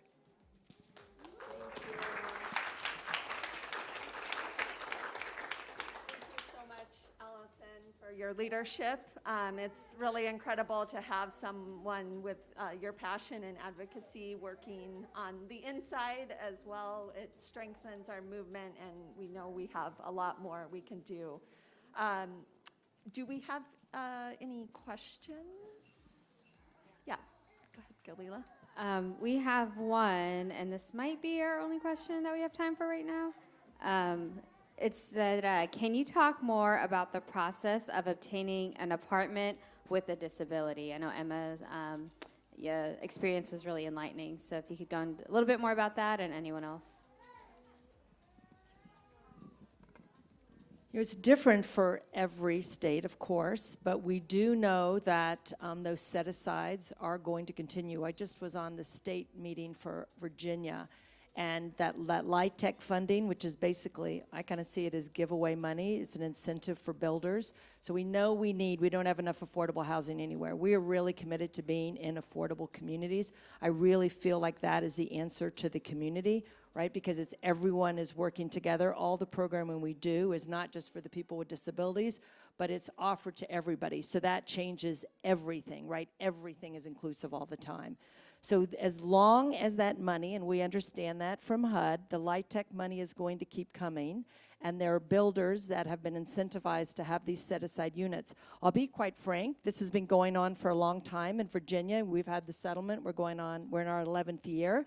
But there were always these set-asides, but because there was no piece in this puzzle to do the support, like it doesn't matter how beautiful the building is. You can't just send someone who's medically fragile or is very loud or has seizures in there by themselves. So we kind of feel like the lag right now isn't that, although of course we don't have enough affordable housing, that there's still these LIHTC funded apartment units, but who's gonna put their kid in that unit if they know they can't get their caregiver there, and they're not gonna have any type of organization like our Stomping Ground. And currently, a group like our Stomping Ground, well, it's a wonderful idea, absolutely replicable and sustainable throughout this country. There really is no funding method for them because it is not a waiver service. So these opportunities to really expand opportunity and community for all people in all communities, currently we don't have a funding stream. But there's always a way to fix this. There's creative ways like everything else, and I promise you we're all going to work together. But if you live in the Northern Virginia area,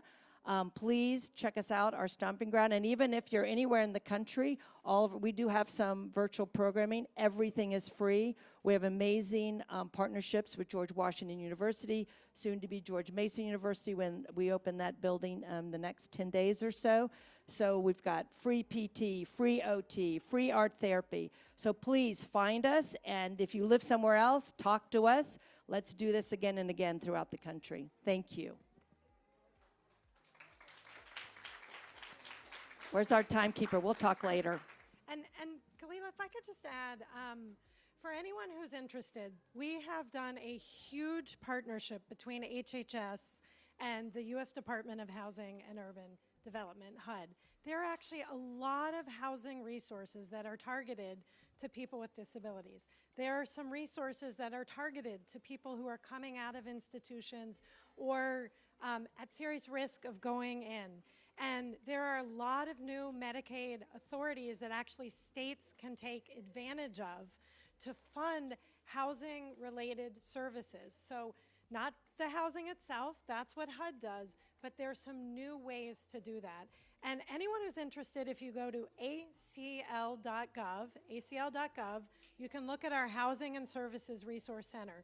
We are actually working with 20 different states on how to bring together housing resources, Medicaid, aging, and disability, and oftentimes housing is sitting out there saying, hey, we have these resources targeted to people with disabilities, but we don't have a pipeline of eligible people. Well, guess what? ACL funds a whole set of networks, whether it's our Centers for Independent Living or our Developmental Disabilities Network, that are great to make that match. And then add in, yes, they're not typically covered by a waiver, but money follows the person. I know that we've spoken about some of those housing resources, as well as some brand new opportunities. So I'd really encourage people, we've focused so much for the last 30 years on services, and it's led to people having no choice but to either live in their own family's home if they're lucky enough to have a family, or to be in a congregate setting like a group home. And there are so many new opportunities,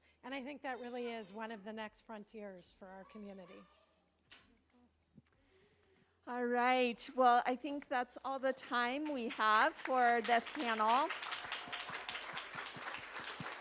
I think we are going to take a short break. There are some snacks in the back, restrooms outside. But join me one more time in thanking this wonderful panel. Thank you all.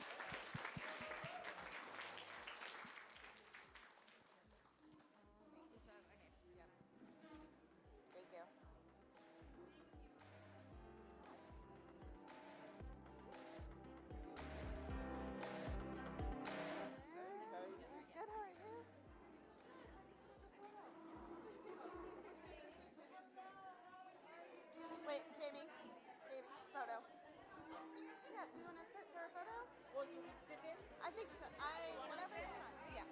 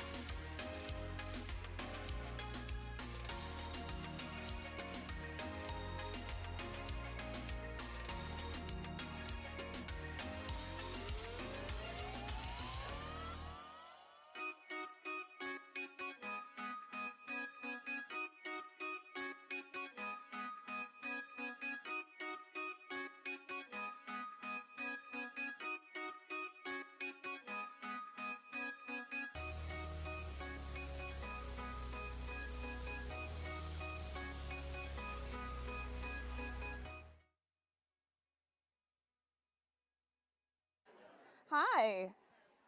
Hi, everyone. Just to say, we will come back at 2:50. That is in 5 minutes. In 5 minutes, we will reconvene. This is Tori. Reconvene, 5 minutes. Thank you.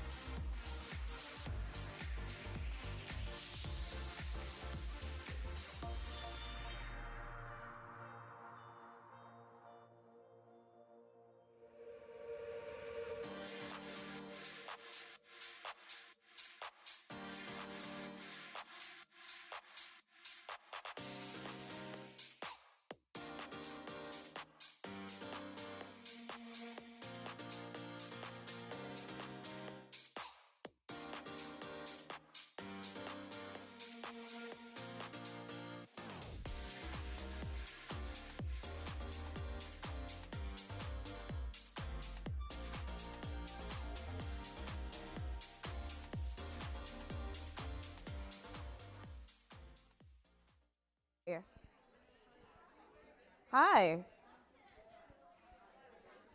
Hi, everyone. This is Tori Cross. Hi, hello. If folks could find your seats or, your spot, whatever. Thank you. We'll give it just like 45 more seconds. Thank you. Perfect. Thank you, folks. Could I have you get people from the hall? Thank you. Great. Hi.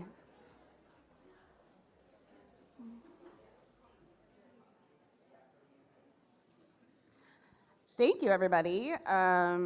We are now going to go to our third panel, and I will hand it over to Bethany. Thank you so much, Tori. Let's see. Okay, there we go. I think y'all can hear me now. It is a pleasure to be here with you all today. My name is Bethany Lilly, and I'm the Executive Director of Public Policy and Research for the Leukemia and Lymphoma Society. And one of the things we care the most about is making sure that our folks can access paid leave when they have a cancer diagnosis. And as all of you know, childcare is equally important if you've got kids and are trying to deal with a cancer diagnosis and all of the appointments and things related to that. So I am absolutely thrilled to be here to moderate this panel today. We have a great set of guests. It is also so nice to see so many of my old friends. Hi, Tyree. Let's just start off with intros for our panel. Sitting directly to my left is Michael Lewis, who is the Vice President of Policy at the American Association of People with Disabilities. I will not hold the fact that he went to University of North Carolina against him. I will try at least. And Michael lives in Northern Virginia with his wife and his 5 children, including the youngest, who is only 8 months old. Next to Michael is Dr. Yvette Higgies, who is the founder and CEO of Your Invisibility Disability Group. She's an expert on access, equity, and inclusion with a focus on disability. The ARC is also extremely lucky that she is on their board of directors now. Sitting next to her is Matthew Portland. I'm slightly out of order here, folks, sorry. And Matthew is a senior resident fellow at Data for Progress, a progressive think tank and polling firm. They have been doing some absolutely amazing polling work on these issues that I know we're all very excited to hear about. Sitting next to Matthew is Karen Schumlin from the National Women's Law Center, where she is the Director of State Child Care Policy. She is a fellow Duke alum, so we're going to get along pretty well. And at least I have some support on this panel. And then finally, we are absolutely delighted to be joined by Gail Golden, who is the Deputy Director for the Women's Bureau at the Department of Labor. I've known Gail for years as we work together on paid leave, and it's just wonderful to see everyone again. So as we kick off this panel, and I caught a little bit of the previous panel, I think it's absolutely crucial that we ground all policy work in the lived experiences of the people who are facing the policy challenges we're trying to solve. So with that, I'm gonna kick it first over to Yvette, if she'd like to talk a little bit about her experiences with childcare and paid leave, and yeah. Thank you so much. I'm excited to be on this panel, and for each of you joining us today, it's amazing to be among family. So my story actually started after I got married. I had a professional engineering career. I didn't realize that I had a cognitive disability. And so I found out, things were great until it wasn't. So after feeling some paralysis and going into the emergency room, I realized that I had always been living with a condition called Arnold-Chiari malformation. It's very much a cousin of spina bifida. And in the process of brain surgery, pretty much road work, because there was no cancer to remove, there was just space that needed to be made in my brain. So during brain surgery, I suffered a spinal cord injury. So I pretty much went from life as it was, 2 small kids, married, excited, thinking all was well, to literally walking in to surgery and not being able to walk back out. So it took about 2 years for me to recover. I could not walk, talk, or work, and I didn't know what to do next. I was in an idyllic situation in my rehab, But immediately after being discharged, I had no idea what to do, and this is during the time when I had no access to my voice to work or to any income. So what does that have to do with childcare? Well, I still have these two little chocolate chips still looking up to me like baby birds, waiting to be fed by a mother who can no longer access some of the things that I needed. I was fortunate not to be put into a home, but it didn't mean I had everything taken care of, right? So the fact that I'm on the board with the ARC is really full circle because I was a recipient of that care. And I didn't know what to do after what I thought was losing my career, so I just volunteered. For 2 whole years, I volunteered in the community and felt like, well, do we really need to create something new or do we need to create a bridge? So I created a bridge with Your Invisible Disability Group for individuals with disability who are attempting to live forward after a life-changing event. So the beauty of my relationship with a lot of organizations that are in the room is that I had personal relationships, and we turned what used to be an 80-20, 80% no rate and a 20% yes rate, more like a 80% yes rate and a 20% possibly no maybe rate, because we would do intake and bring people in. And the one thing I saw a lot was childcare issues. So what we were able to deduce was that there are probably very accessible programs for children with disabilities. Now, whether or not they work is something different, but there were so many programs out there for children with disabilities, but not as many for parents with disabilities. And I feel like, well, our children are going to grow up, those with disabilities are going to grow up to be parents with disabilities if they choose to do so. So how are we preparing a space for choice in parenthood? How are we getting the type of care that we need for our children? There was nothing for me. We had to pretty much figure it out. And there was this great fear of losing my child. There were so many attempts not to help me, but to deem me unfit to parent my own children. So for 2 years, and because they were so young, there was this incredible fear of not being able to keep my children in the midst of trying to keep myself together with Band-Aid and bubble gum. So I am very much an advocate for childcare and leave and opportunities, not just for children who need care, but for parents who are caring for children that need to be cared for in a way where we're receiving support and not threats.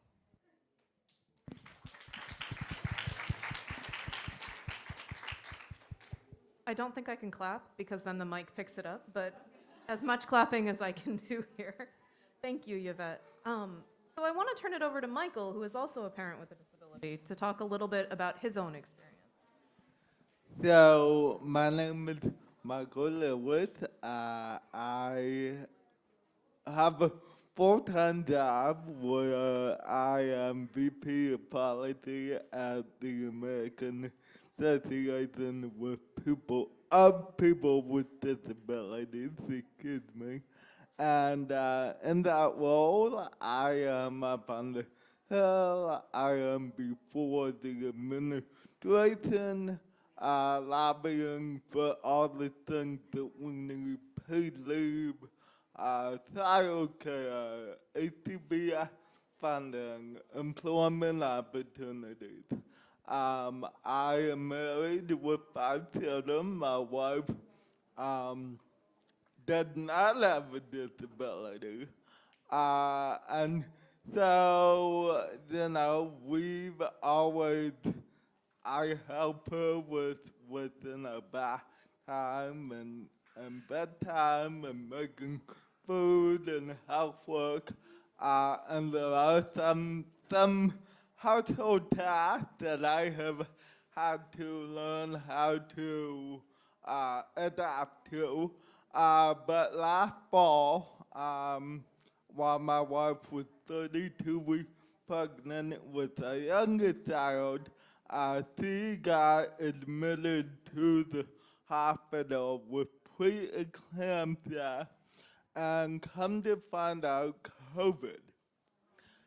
And she was in the hospital for 2 weeks, and this happened before I started at AAPD. I started at AAPD December 1, and this was October. And so I was left home to juggle a job and 4 children. Only 2 of which were in school. And it was really the first time it dawned on me, what would I do if my wife was not here? And it was a very rude awakening for me, and really helped me to understand how my wife is a stay-at-home full-time mother. And it really, for the first time, to clue me into all that she does on a daily basis. And we were very fortunate to have a wonderful community of friends from our local church that stepped in to provide meals and childcare and housekeeping, so that I could continue to go to work and make money. And while we were greatly blessed by that, a lot of people do not have that, and so there needs to be a system in place because everybody gets sick. This could happen to anyone, whether they have a disability or not. And so that was in October, and my son was born Thanksgiving weekend. And then a week later, I started at AAPD. And on December 20th, our 3-week-old son was rushed from a hospital where we live in Fredericksburg, Virginia, to Children's Hospital of Richmond at VCU. He had RSV and pneumonia. And he was in the pediatric intensive care unit for about 3 weeks. He went in December 20th and he came home, thankfully, January 10th. And it was a very, scary time. Anyone that ever had a newborn that is hooked up to a bunch of tubes, and it's a very jarring experience. And, AAPD is a real model of the system that everybody needs to have in place, regardless of where you work or who your employer is. We have an unlimited leave policy, which I think everyone should have. And I was very fortunate to have such a wonderful leader in Maria Town and all the wonderful people I work with who said, Michael, don't worry about a thing. Your focus right now needs to be your son. And so, that is why we're here, that's why we advocate, and that's why we cannot rest until we make this a reality for everyone.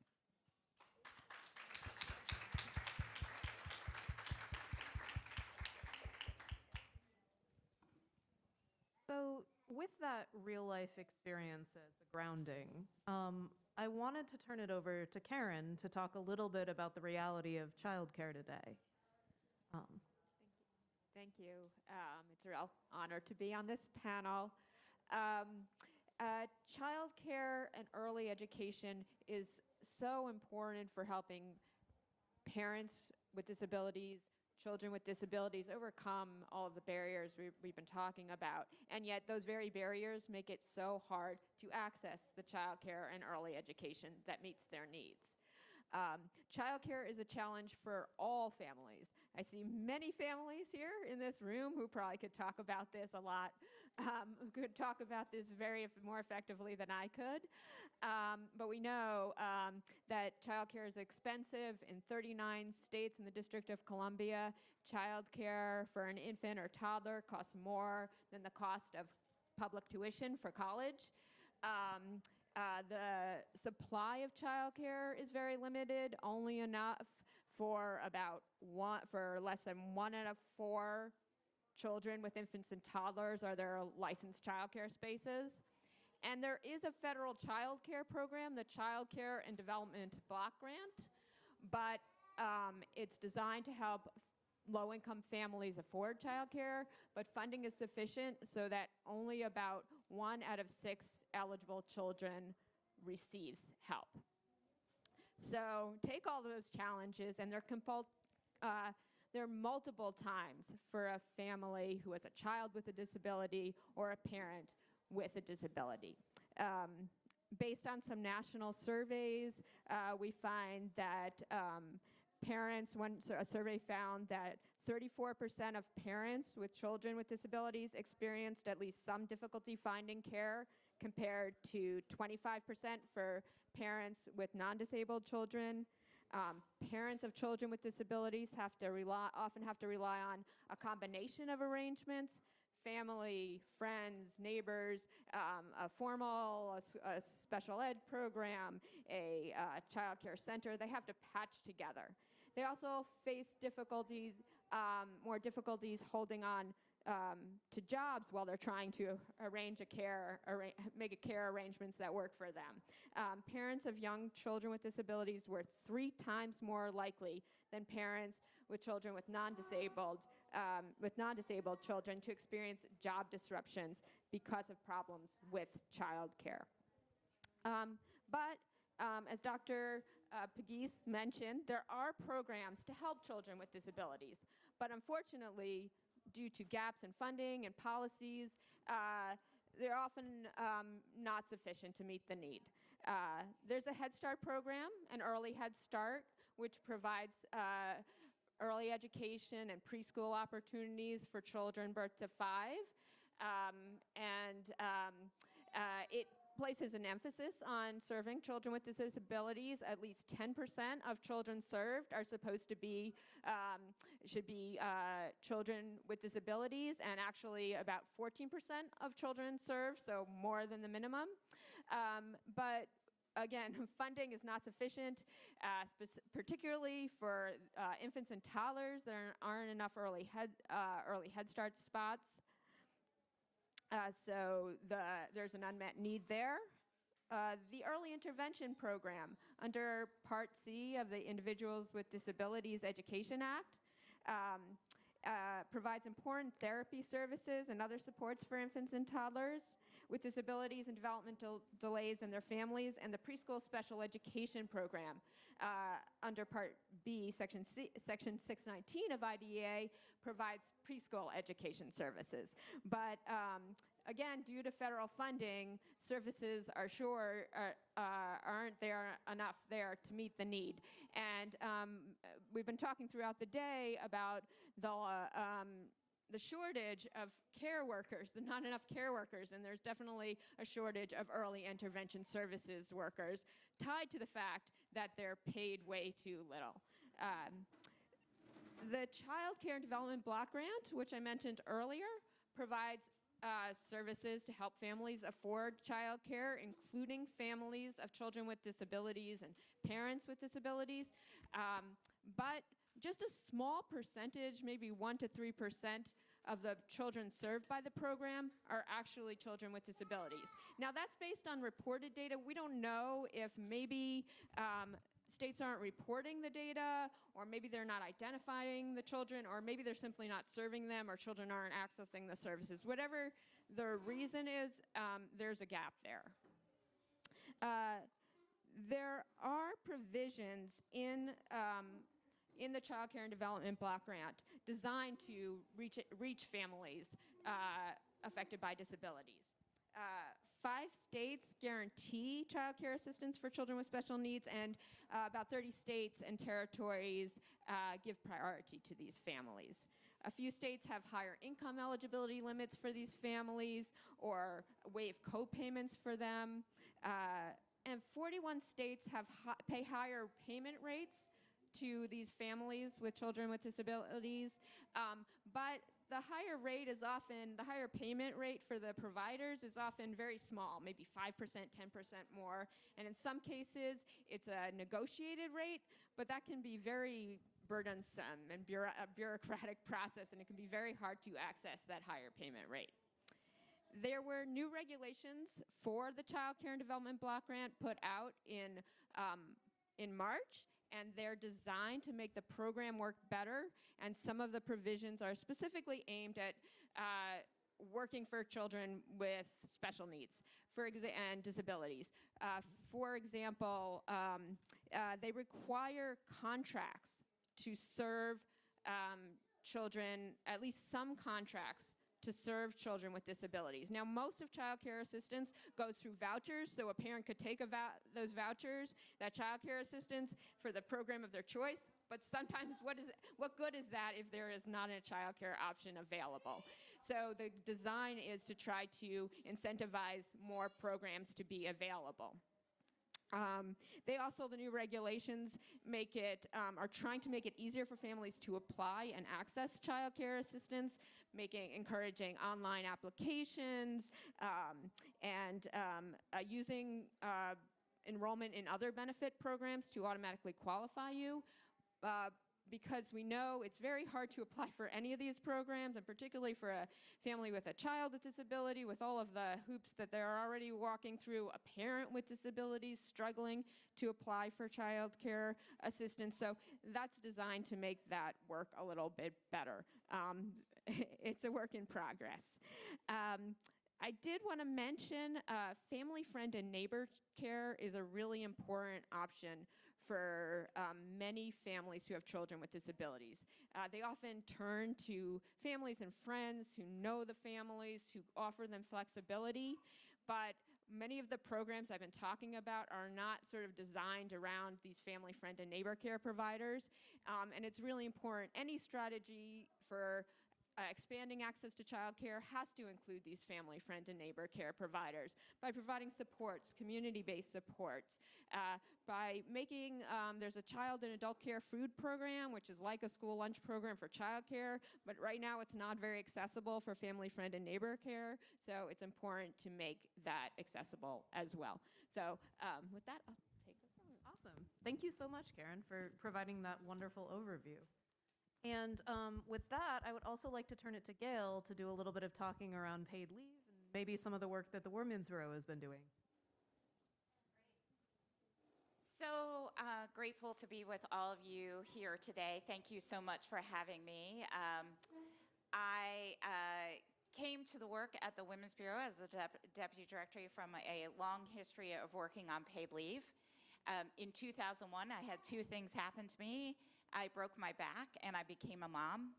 And that's when I realized that our caregiving laws in this country don't meet the needs of workers.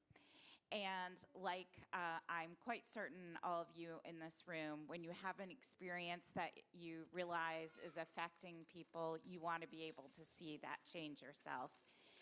It either is something that happened to you or a loved one, and you know that you can make that change. And so that's really what brought me here today. The thing that I was really lucky about when that happened to me is I was living and working in the state of Rhode Island. And there were 2 things that were lucky about that. One, I was working at a company that was large enough that I was covered by the Family Medical Leave Act, the FMLA. And 2, Rhode Island was one of only 4 states at the time that had something called temporary disability insurance.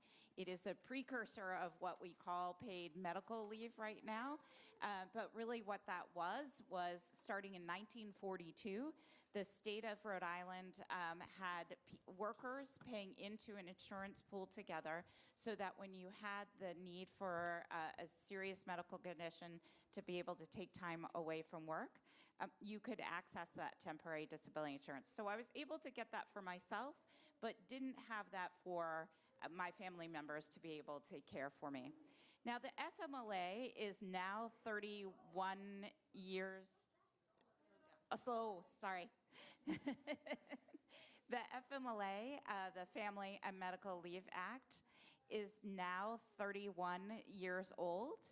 And what that does is it makes sure that some people, if you're eligible, can take time away from work without fear of losing your job. So that job protection is important for a lot of people, but there are a lot of people who do not qualify for FMLA. Also, you need to be able to take that time, would have to be able to afford to be able to take that time without being paid.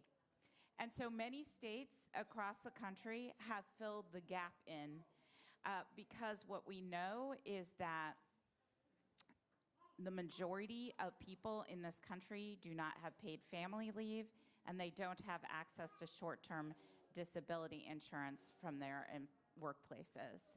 That's a huge gap. So the states now, there are 13 states and District of Columbia that have paid family and medical leave that make sure that folks can access that leave when they need it and be able to get their wages replaced when they need to be able to take time. This is critically important. It is particularly important among the disability community because the research that U.S. Department of Labor has done shows that those workers who have disabilities are even more likely to not have access to paid family and medical leave in the workplace or any leave at all. So that's really critical that people be able to have the access to this leave to be able to care for themselves and their loved ones. So as I mentioned, there are 13 states in the District of Columbia that have this leave, and they vary a lot, but what they do is make sure that people have the ability to care for themselves and the people that they love, and that they can do so in the way that meets their needs most. And that is also really important so that everybody knows that they can have that time when they need it. You know, there are millions of workers in the country right now, as you all know, with disabilities, and millions of families who are taking care of children with disabilities. So that information is really important. Some of the work that we are doing at the Women's Bureau is trying to get the word out to people so that they can learn more about what paid family and medical leave looks like in different states. We have a website at the Women's Bureau that tells you links to all of the different state programs so that you could be able to learn more about that. We have information available in English and Spanish that explains paid family and medical leave. And we also have a lot of research that comes out from the Women's Bureau that explains about access to paid leave, who has it, who doesn't have it, why it exists, and how you can learn more about the history of it. So I am happy to continue talking about that, but that's just a brief overview. Great. Thank you so much, Gail. We appreciate it. And last but certainly not least, Matthew, I know that you've been doing some polling lately that has some interesting results, and I will say nothing else and just turn it over to you. Thank you.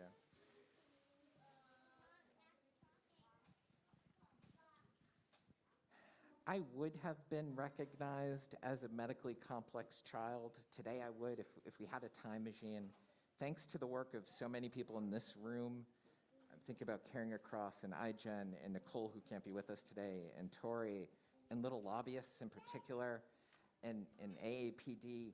There is now an awareness of medically complex children. And one of the things that I get to do at Data for Progress is poll likely voters on issues that matter to the disability community and our friends and allies, and poll voters who identify themselves as disabled. And so in preparation for this event, we went out into the field from July 24th to the 26th with a sample of 1,216 likely voters and asked them some very brief questions about what we're talking about today. First, I want to tell you, not only are we on the right side morally and ethically, we're also on the right side with the electorate. They are with us.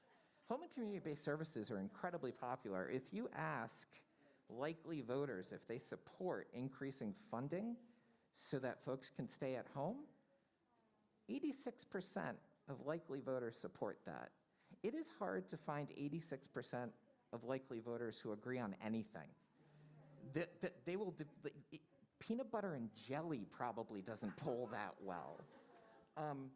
And importantly, because I was curious about this, we are stronger together as a coalition. We poll really well when it's not just seniors, when it's not just adults, when it's not just children. We are stronger with the electorate when we are a coalition. I also was really interested in whether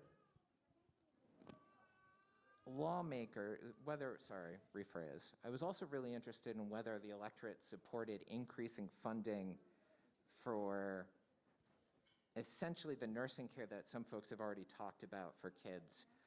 So I asked, some children have complex healthcare needs that require a dedicated nurse. For example, they may have a seizure disorder, be on a ventilator, or need to be fed with a tube. Some lawmakers are proposing to increase government funding for dedicated nurses for these children. This increased funding would allow more of these children to go to places like school, daycare, and summer camp with the assistance of a nurse. And then the standard is, do you support or oppose? And 79% of respondents support increasing that funding, and only 16% oppose. Now, I'd like to meet those 16%. I have some words for them, but electorally, they're not incredibly important. They are a very small minority. And then, to follow up on that, I asked whether or not folks think that, since I was thinking about Olmstead and the proposition that we have federal disability civil rights laws, and they are, in my view, under-enforced and underutilized.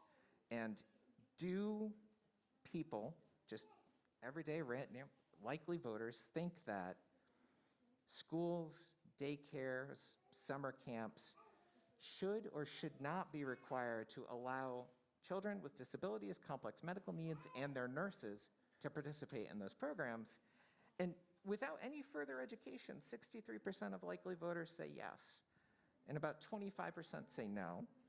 And again, in a hyper-partisan, hyper-polarized environment like we find ourselves in 2024, it's 63% is still pretty dang good. And so, the message I really wanted to share with you is the electorate is with us. When voters learn about our issues, when they learn about their communities already including people with disabilities and medically complex kids, and they're on our side. Just a long-winded way of saying they're on our side. So just keep going. That's the message from this polling. Just keep going. We're going to win.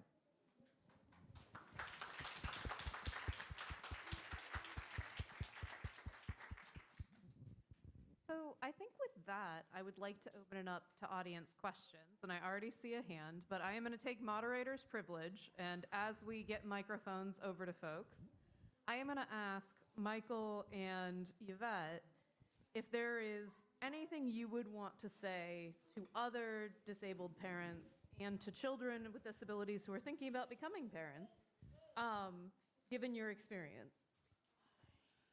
I would say, just like you've lived every phase of your life so far and being proud of who you are, and hearing someone say, oh, you can't do that, I always want, oh really? What? Be bold and say, oh really, what? The new Administrator Barkov spoke about addresses some of the historic injustices of disabled parents being visited by child protection and welfare agencies, not to offer them assistance, but to criticize them and take their kids away. And this rule is amazingly monumental and a long time coming, and it changes the paradigm of going from we're gonna come in and monitor all the ways that you can't parent to we're gonna come in and take note of the areas that you need help in, and we're gonna try to help you. And, you know, those 2 weeks that my wife was in the hospital, I did have those thoughts in the back of my mind. What would happen if she wasn't here? And thankfully, I have a tremendous amount of people that know how capable I am and that would come to my defense if I needed it.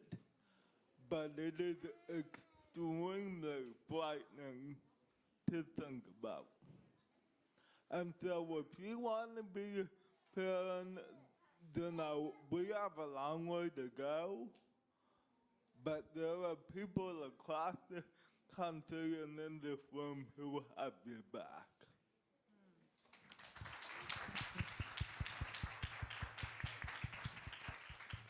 So there's a famous poet, her name is Maya Angelou, and she said something about people. Anybody know what she says?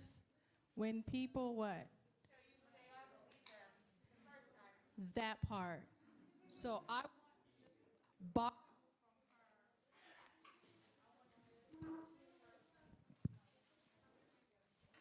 Thank you. I like to borrow from her and encourage you as you tell your story. Make sure that you communicate that when I tell you who I am and how I feel, believe me, as opposed to the judgment that comes from, and I got this a lot, well, you don't look disabled enough. Or we're gonna put you on the list, but we're gonna put you at the back of the list because other people need it more. And so stand your ground, tell your story, and in my case, I had the biggest fear that I wouldn't be able to get to my children in a 3-story Atlanta home that dropped into a lake. Very common architecture there. So we ended up having to leave our dream home where we got married in the backyard and move into an active adult community. It was my only way out where I could interact with my family. There's a really small window in there where you can get into an active adult community without being 65. There's about a 3 or 4% opening where you can kind of slip in there. And my children lost all their friends. Now, they have 70 new grandparents, but we had to do the best we could. Housing is so very important, but your people are in this room. There are leaders in this room. We have panels here because your community cares. You know, and as was mentioned, the electorate cares. So find your people, let your people feed you so that when you go out and others are trying to take from you your rights, you're already full and you're already connected and you already know who you are and what you deserve.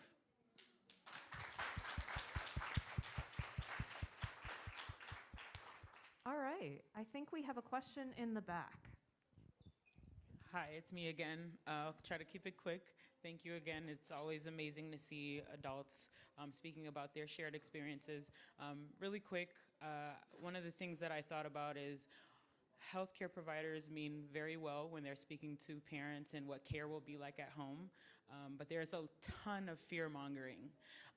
And when I stand in this room and I see all the amazing people, including the people I met at the beginning of this week, I wonder, is there a way that there could be a bridge where we can invite more people of different experiences within some of these ICU settings where parents are there for, I don't know, sometimes 200 plus days, you know, caring and learning, and they're learning from healthcare providers who, no offense to them, but they're clocking into a job and they mean well and they're doing amazing.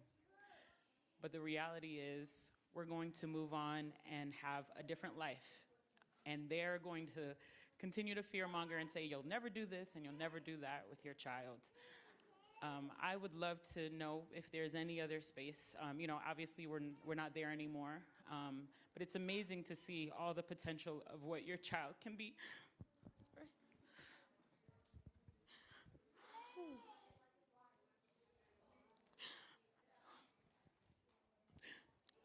You're good. I used to be so angry being in the ICU because I know there are people who are living their lives traveling the world with all types of abilities. But there's just not enough done to show parents that there is life. You know, we don't have to live like this is the end. It is the beginning, regardless. And yeah, so yeah, I just wanted to ask about that. Sorry.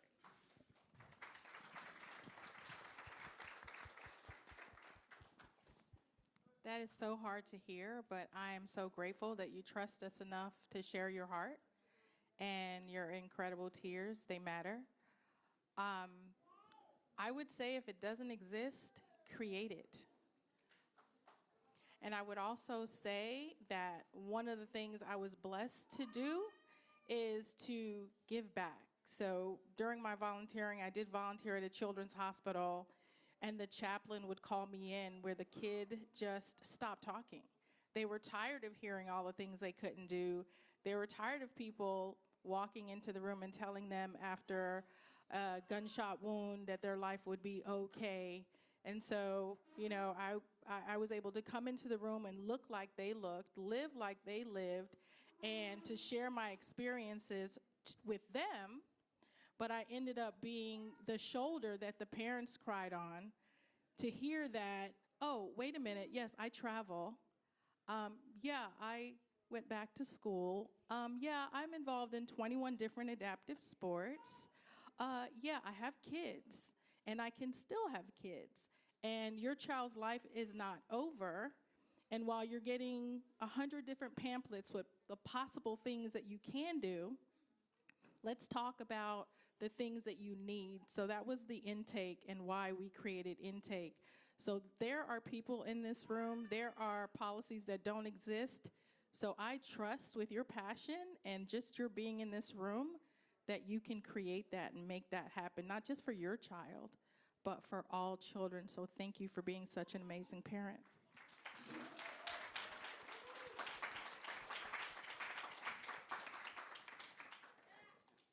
Oh. Thank you. Just two very quick things in response to that. One is there's starting to be movement in terms of having doctors who are disabled in the profession. There's an initiative called the Docs with Disabilities Initiative. Great group. It's a new phenomenon. Time has become a flat circle, so I can't tell you if it's in the last year or last 3 years, but it's like that sort of time frame. And one very small but very significant action item that if you interact with the medical system with any frequency, you can take is, we know that doctors and other healthcare professionals with apparent visible disabilities get lower patient ratings on those damn Press Ganey surveys. Take a moment, fill them out. Do it accurately, do it honestly, but if you've got a doc with a disability treating you, treating your kid, just make sure their leadership knows that you appreciate that physician. It really does matter. We can debate whether or not it should or shouldn't or how they do their survey research, but they do it. And the second thing is just, I really did, to some extent you already said this, so forgive me. But you're already doing it. You're here. You are part of a group that is changing the culture of pediatric medicine. I hear about it when I go to children's hospitals as a disability lawyer, and if I'm wearing this hat, people stop me in the hallways. So you've already started. I get you want to do more? Of course you do. But you're already doing something. Thank you.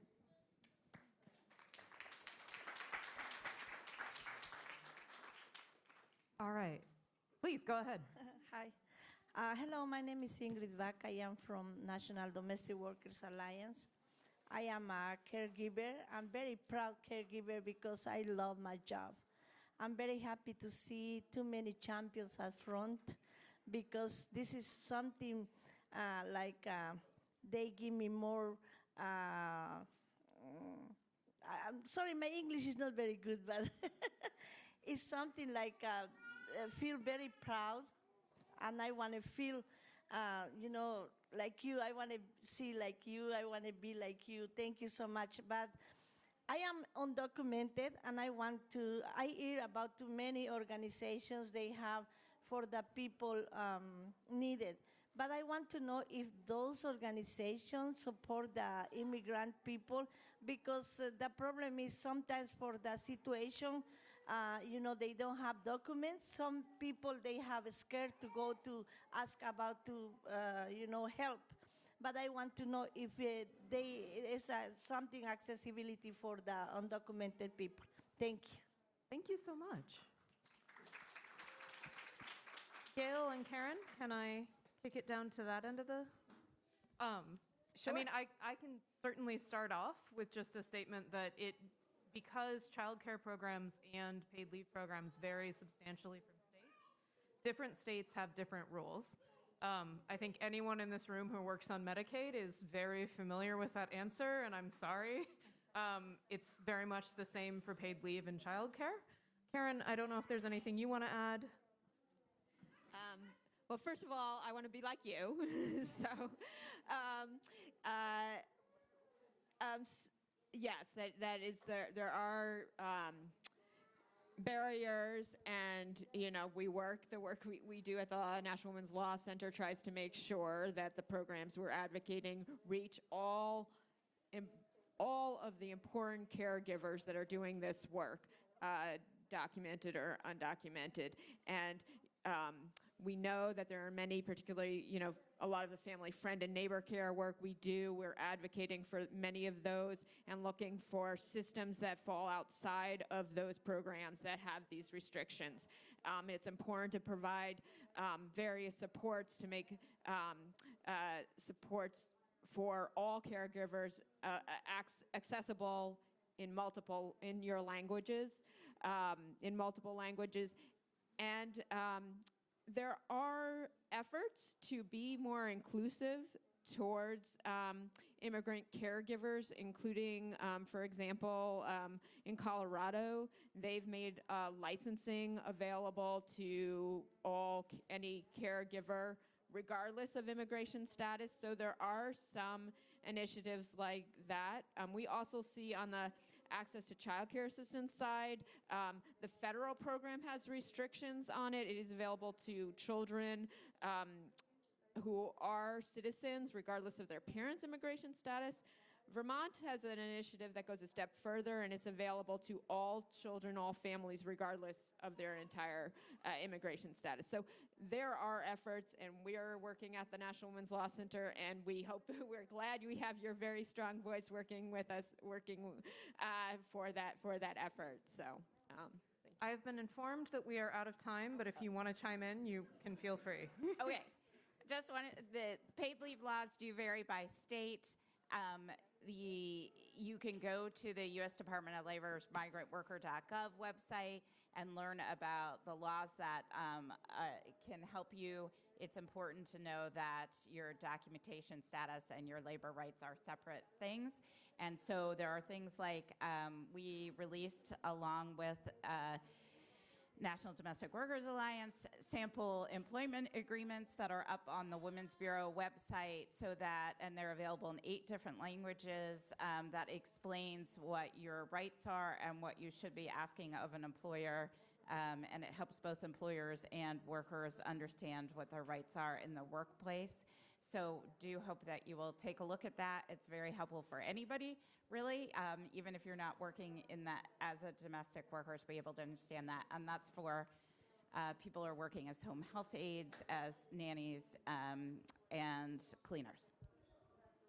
Thank you so much. And I want to just give a big round of applause to our panel. Thank you so much for joining us.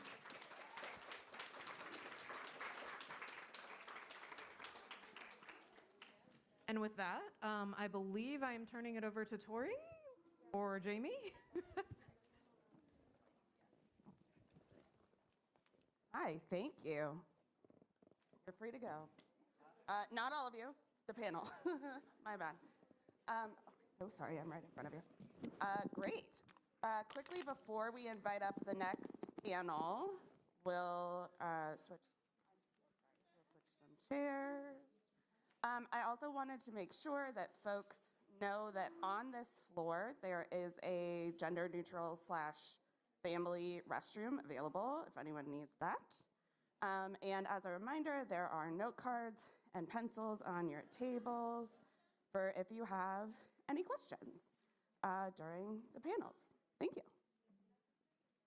We'll bring up the next panel in just a second.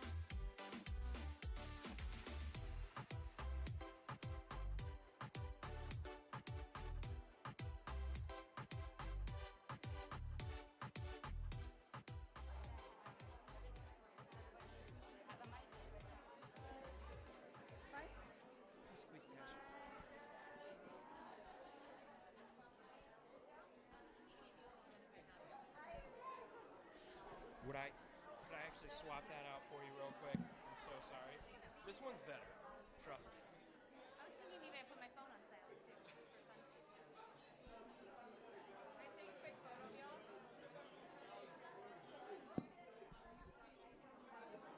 Photo.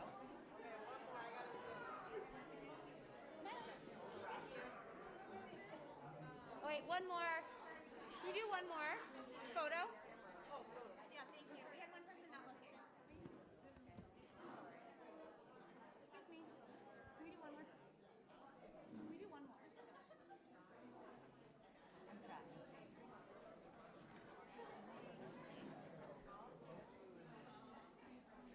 Can we do one more photo? You want one more? Yeah. I've got you. Don't mind me. I'm down to be relentless.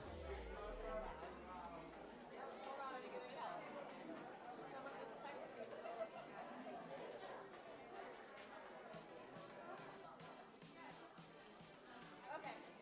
Awesome. Thank you. Killed it.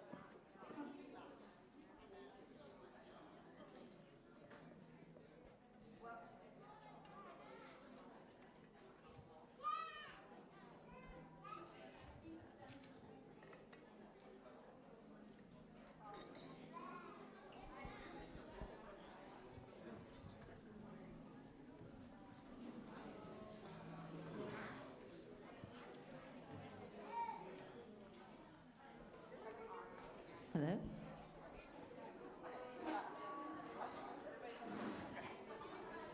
Welcome back, everyone. We're going to kick it off with our next panel, Centering Disability in Storytelling in the Media, Pop Culture, and in Narrative Change. And so I'm going to hand things off right now to our esteemed moderator, Laura Hatcher, Director of Design and Communications at Little Lobbyists. Good afternoon. Y'all hanging in there?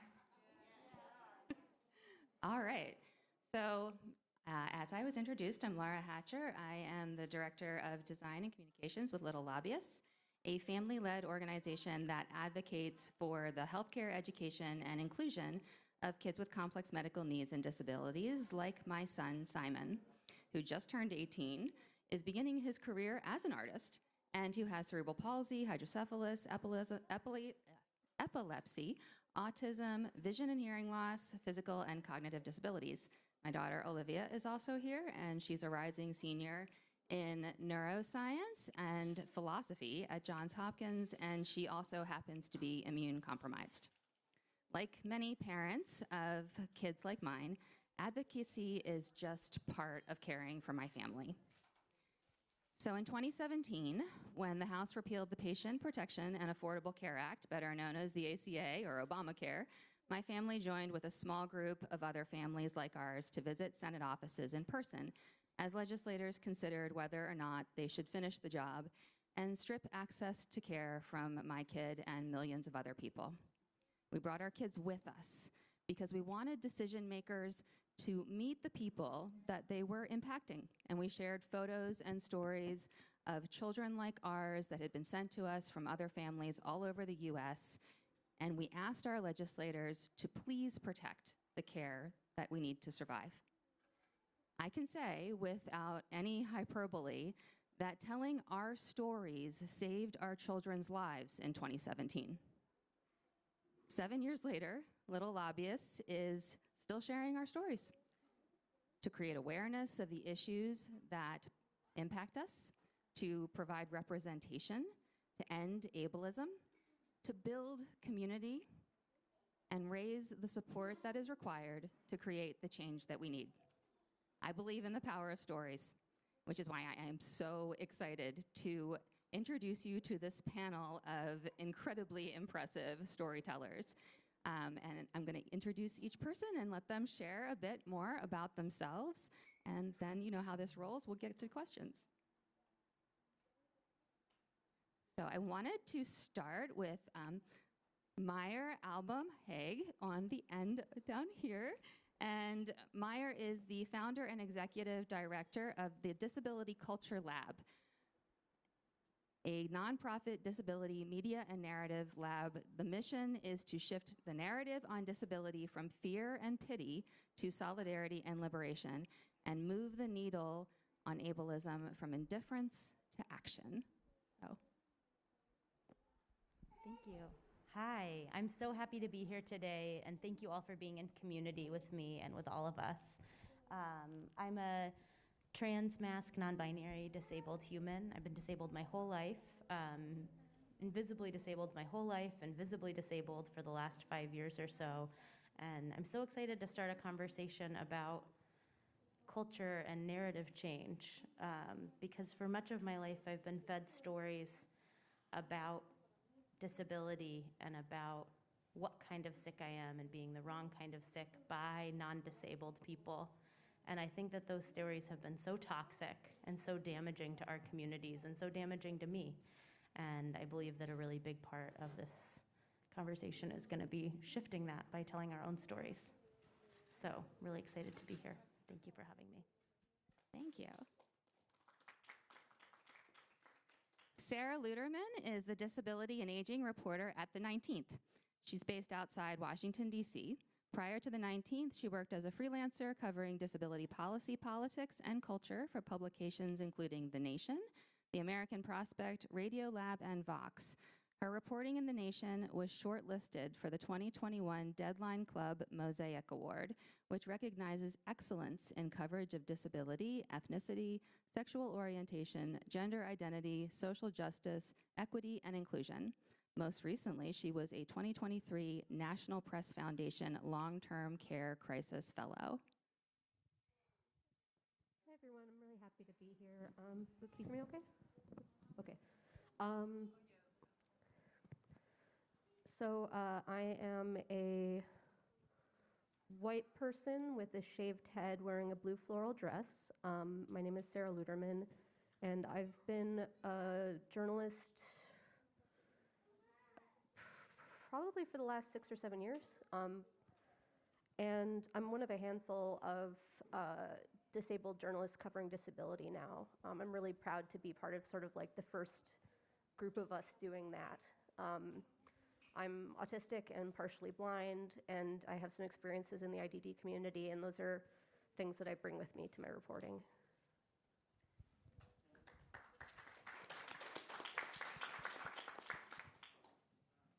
Liz Sargent is a Korean-American adoptee whose award-winning work as a filmmaker delves into themes of adoption, disability, and family.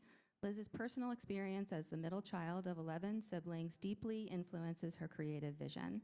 The proof of concept, Take Me Home, screened at Sundance, South by Southwest, PBS, and the White House, is currently being developed into a feature film that will star Anna, her sister with cognitive disabilities.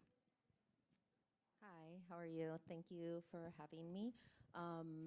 Yeah, I'm excited to be here and share more about this film. It was a very, very personal film that stars my youngest sister, Anna, who has a cognitive disability, and it's just been really incredible to see such a personal film resonate with so many people.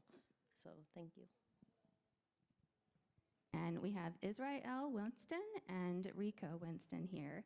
Israel is a 14-year-old self-advocate with autism who is passionate about making the world a better place for people with disabilities. He actively champions the rights and inclusion of those with disabilities using his voice and experiences to inspire positive change.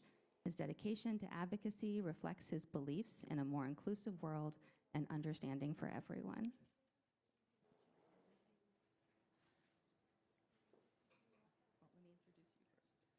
And I'm asking for a little audience participation.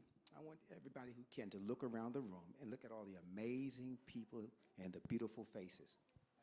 And as you do so, think about that. Behind every face is a compelling story that needs to be heard and told. And with that being said, I want anybody who, and all who can say, I can't wait to hear your story. To hear your story. Thank you. Good afternoon. My name is Rico Winston. And I'm here because of an amazing journey that I'm having the privilege of traveling with my son, Israel. Now, excuse me if I get emotional, but this is a journey that has been so difficult at times, but so rewarding. I found through Israel having autism my life's calling and purpose. My son has autism and developmental and cognitive disabilities. Our journey of love has had mountaintop highs and valleys extremely low. Quoting Maya Angelou, and this is so timely because of one of the other previous panels had mentioned a quote from Maya Angelou. Extremely low. So quoting Maya Angelou, yet still I rise. Let me introduce to you my reason and purpose to rise. My amazing son and my best friend, Israel.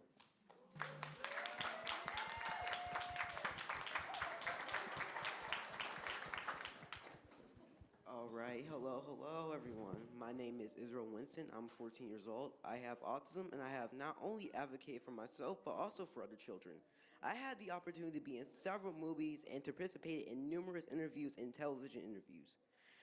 My dad is also by my side, showing me that I am dependent, amazing, in love with his support and love.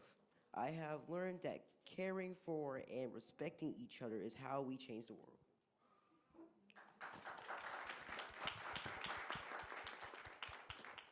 Awesome. As you can see, Rico is also an awesome dad and community member, and we're very appreciative of his work. All right, so I have some questions.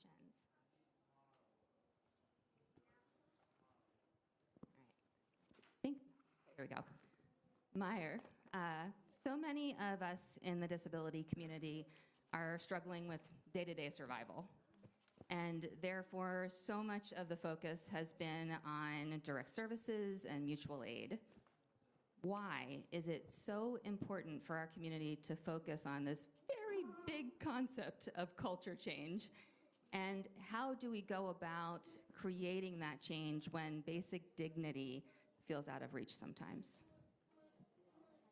Yes, I think this is so important. And I think that one of the stories that we've been told about ourselves for so long, and I think this is really easy to have happen because, you know, I was born and raised in Fairbanks, Alaska. And obviously, you know, being disabled in a rural place is not easy. It's very easy to be stuck in survival mode. And I think a lot of us are in survival mode every day.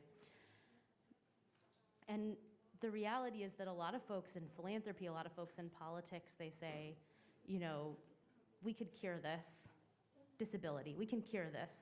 If we just put enough money into medical cures, if we put enough money into, you know, some direct services, into this, into that. But here's the reality. Disabled people have always existed. Disabled people will always exist. And on top of that, I love disabled people. I love disabled people. And I think we should all, and I love disabled culture. And I think everyone should say that together. I love disabled culture. I love disabled culture. I love disabled joy. I love disabled joy.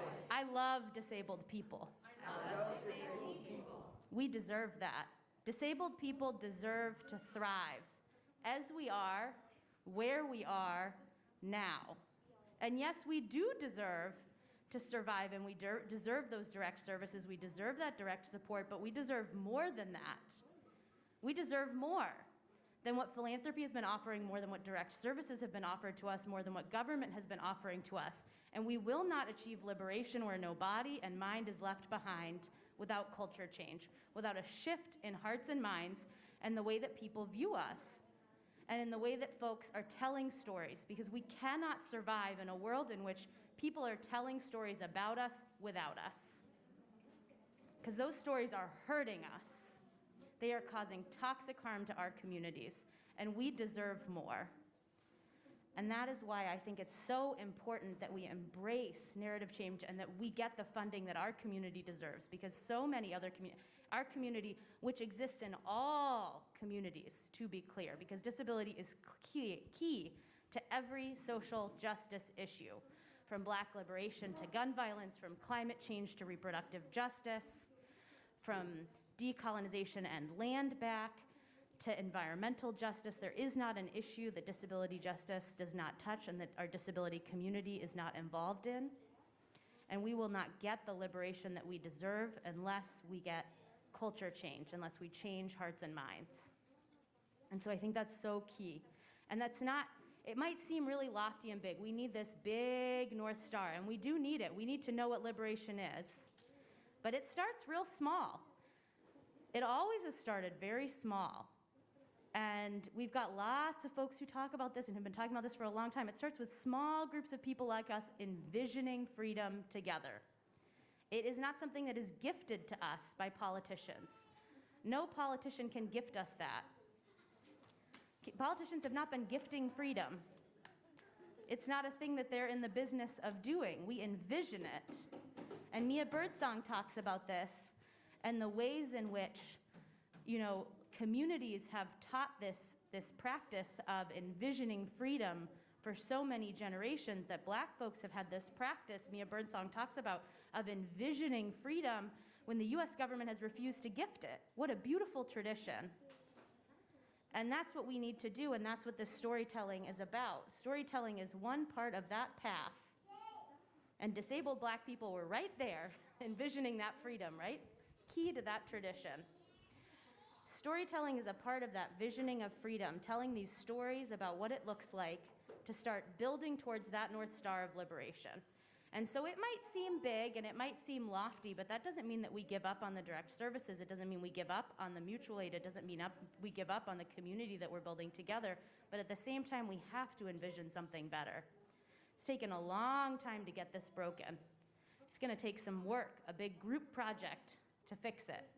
But I really do believe that when we work together and when we tell our stories together and we reject those stories that they're telling about us and we start telling those stories on our terms, that we will build something beautiful, something free, something liberatory together.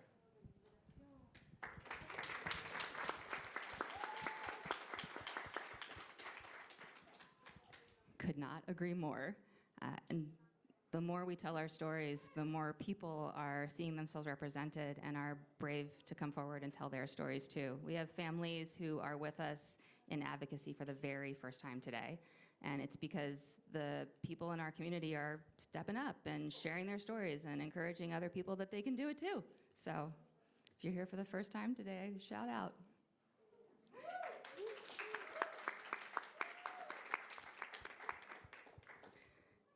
So we know that we need to tell our stories, and we know that the media is a really big part of this, which is why it is so incredibly important that we have people who are working in media who are also part of our community.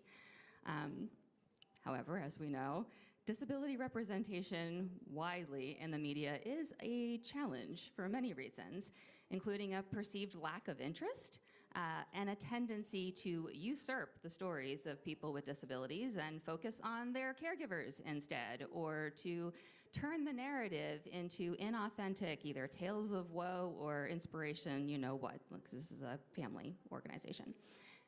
As a journalist working in national media, Sarah, how do you address these challenges to share the authentic lives and the lived experiences of people with disabilities? And how do you recommend that people with disabilities and their allies ensure the authentic representation of themselves when sharing their stories with the media? Yeah, so I mean, I think in terms of getting people to understand that our stories are important. So when I started pitching stories about disability in 2017, I started doing it because of ADAPT, actually. So, I mean, I'm sure everyone remembers ADAPT protesters being dramatically arrested at the Capitol. And I just remember reading the reporting and thinking, like, these guys have no idea what's going on. Like, they just didn't understand that disability was political and that these people were protesting and that, like, it wasn't about pity. So I started pitching and initially met a lot of resistance. It took me a long time to get people to understand that our stories matter. And that's very frustrating because, I mean, disability impacts everyone. Like, you either are born with a disability or you live long enough to acquire one or you die tragically young. Like, those are the options. So, like, it just, like, is boggling to me that, like, disability is seen as this, like, fringe thing outside of normal human experience by a lot of people in the journalism industry. So I guess in terms of getting the people to pay attention, I think that it can be a little difficult sometimes because I am a person with a disability or disabilities, and I'm a journalist, and there's also like this issue in journalism that's sort of called the view from nowhere, this idea that you're supposed to be completely objective about whatever it is you're reporting on. In fact, the less you know about it, the better for some reason. And then that way you're not like reporting with bias. And so like part of when I was pitching, part of the problem was people would be like, oh, well, aren't you an advocate? And I'd be like, no, I'm a journalist. And they'd be like, are you sure? And I'm like, yeah. But like, you know, people who don't have disabilities who pitch on our stories don't have to have that conversation. So that's also really frustrating. That said, I am part of like I don't know if the ADA is related, but like we're all in our 30s. Like I'm part of a generation of disabled journalists who have been making space in the industry. So I'm at the 19th and I'm doing reporting there.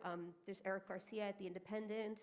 There's Amanda Morris at The Washington Post. There's Wendy Liu at The New York Times. Like there's like a bunch of us now, and we're really starting to carve out a space for disabled people telling disabled people's stories, which is really gratifying to be a part of. In terms of how to get your stories in the media, I would say a big thing is getting to know journalists, and also just getting to know what journalists can and can't do. So for example, I know a lot of people want to talk to me about stuff, but they don't necessarily want to use their real name or go what's called on the record, and that can be sticky because like when I'm pitching something to my editor, I need to be able to prove I didn't make it up. So if like there aren't real people involved in the story that I can like talk about, then that makes it a lot more difficult. Another thing that I think would be really helpful is I think that more disability organizations need to invest in comms. Something that I've tried to explain to my editor before. So like, for example, like I have a colleague who covers abortion. When she is writing a story about abortion, she calls Planned Parenthood and they have like 30 sources for her right away, like in 20 minutes, because they have someone whose job that is. Whereas like, I feel like most disability organizations, because the funding stream is so low, like aren't prioritizing that. And it makes sense, like if you have limited resources, like you definitely want to focus on policy and you want to focus on action. But like, I think that comms kind of gets neglected. And that's part of why you don't hear as many disability stories in the news. And then I think finally, like when you're thinking about how to tell your story to a journalist, you want to think about whether you feel like the journalist understands what you're about. I don't think that a journalist has to have a disability in order to cover disability well. I think like one of the best examples of that is probably Joe Shapiro at NPR. His book, No Pity, is like the seminal history of the disability rights movement, and he's excellent. And as far as I know, he doesn't have a disability. He doesn't have a kid with a disability. He's just really, really good at what he does. But you can ask journalists questions. You can ask journalists, like, what does it mean when you say on the record? What parts of this are you interested in? What is your story going to look like? It's important to remember that journalists and advocates often do not have the same goals, which can get a little confusing sometimes. Like I mean, as a minority journalist who's a member of a minority group, like I think sometimes people expect me to be doing PR for the movement, but that's not my job, that's the comms person's job. My job is to report the news. So like, it's really good to just like think about what the journalist's role is and remember that like they're not there to like publicly shame you, but they're also not there to like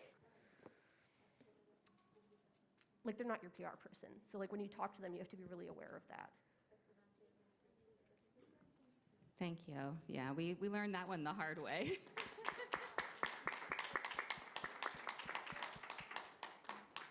Absolutely. We also found sometimes when we're dealing with media that we're actually doing a lot of educating of the people who are interviewing us.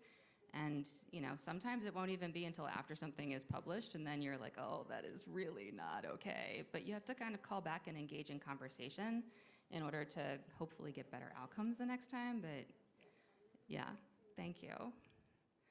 So one of the other challenges and opportunities is to make sure that increasingly diverse in all the ways voices are represented and people are able to tell their own stories authentically. And I know that for a lot of our community members, my son included, who have cognitive disabilities, behavioral disabilities, that can be really challenging. And I'm not sure that we have all the accommodations that we need yet. I think we all need to sort of work creatively together to figure out how to make different things work for different folks and bring everybody in so that they feel heard and welcomed. And I had the privilege of being at the Olmstead event with Liz and Anna about a month ago, I think at this point, where we saw the clip of, or the short film for the film with Anna in it, and Take Me Home, which was really wonderful. So if you haven't seen it, go check it out. One of the things that I was struck by was the way that Liz talked about figuring out what worked for Anna to fully participate. So I would love to ask you, why did you choose to cast your sister, Anna, in that role? And how did you find ways to highlight Anna's point of view in the film? And could you describe with us like that process of figuring it out and then just the challenges and the benefits of doing that well? Yeah, I guess I would like to start by saying this film sort of came from a place of overwhelming fear and loneliness, but it became something where it was full of love and celebration for Anna. And I think a lot of people in this room share these stories that we don't know what to do with, and I think that's where my activism comes from, and probably why a lot of people are here right now. And this story is about the transitional moment where my youngest sister, Anna, who has a cognitive disability and can't live on her own, and the moment when her parents pass away and we have to figure out what is going to happen. And so I was struggling with this moment and my feelings about it, but within the storytelling, I realized that the most important story was Anna's perspective and what she's experiencing, and I think it's a story that we don't highlight enough. And so I'm so sad that Anna can't be here, because you have to meet her to understand her.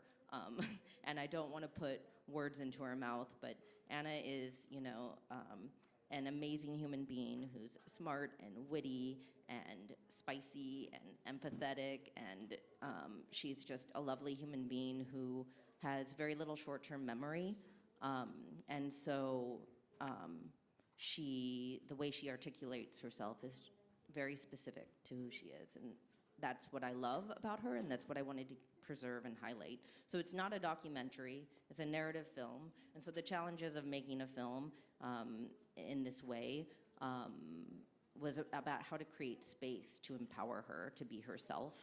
And so what we did is we sort of did it on a structured improv, where I would give her the lines, and she worked with a trained actor, and we would sort of do it on a loop, and I would let her find the words in her own time and in her own way. And I think that's the power of it, is that I didn't put anything in her, I didn't force her to speak in a way that we're comfortable with, and we have to really lean in and see what her reactions are. And I really wanted to cast her because I think that making people comfortable to listen and look at the story that's in her body and the history is so important. And it was incredible because this set was small, and Anna's the youngest of a big family, and she was so comfortable, and by the end of it, she was so empowered, and she was like calling cut and telling me what to do, and she was, and that's the way she should be living. Yeah, so that was a big part of the story, was just trying to figure out how to let her tell her own story and assist her in that.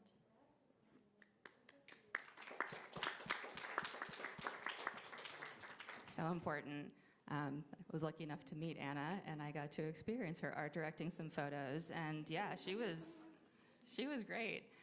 We hope that at some point Anna will be able to join us so that we can introduce her to our kids with with disabilities and complex medical needs, because one of the things that I am profoundly grateful for being in this space with all of you is that I get to meet adults with disabilities who are the role models for our kids and their parents.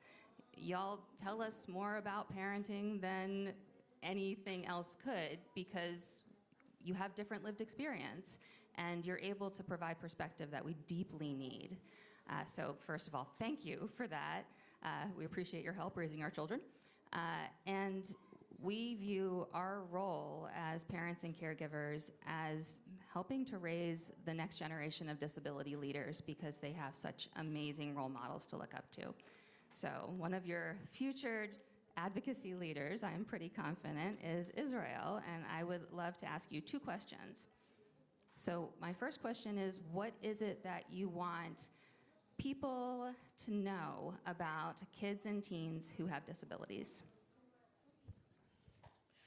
I want people to know that having autism and people that have disabilities see the world differently, and all people have different challenges, and we all deserve respect.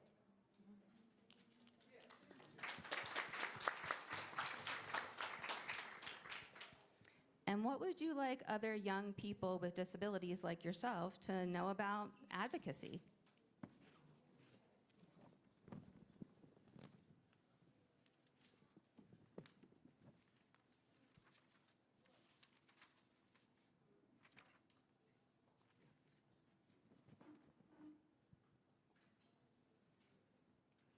I want kids to know that they can stand up for themselves and others, and I have learned this to express my feelings and to do my best overcoming my fears, and that we can stand together to support each other, uplift each other, and empower each other. I have learned through self-advocacy and advocating for others. So yes. You've done an amazing job, and I want to thank you for being here and for doing that and for teaching our kids that they can do it too. Oh, no problem. Thank you. I appreciate you. All right, I just have one question for you, Rico. Yes. How proud are you of Israel? Oh my goodness, I cannot begin to say how proud. You know, when this journey first started, it has been so overwhelming, depression, I mean, not knowing what to do. And I promised God, if you taught me what to do to help my son, I would reach out to other families. And along this journey, I'm finding my purpose and growth and so forth. And because of him, I'm on New York University's Picori Science of Engagement Community Advisory Board, the Simons Foundation Spark for Autism, their Scientific Advisory Board. I'm a board of directors on the ARC Baltimore's board and several. So he's front page Baltimore Sun, numerous news interviews and so forth.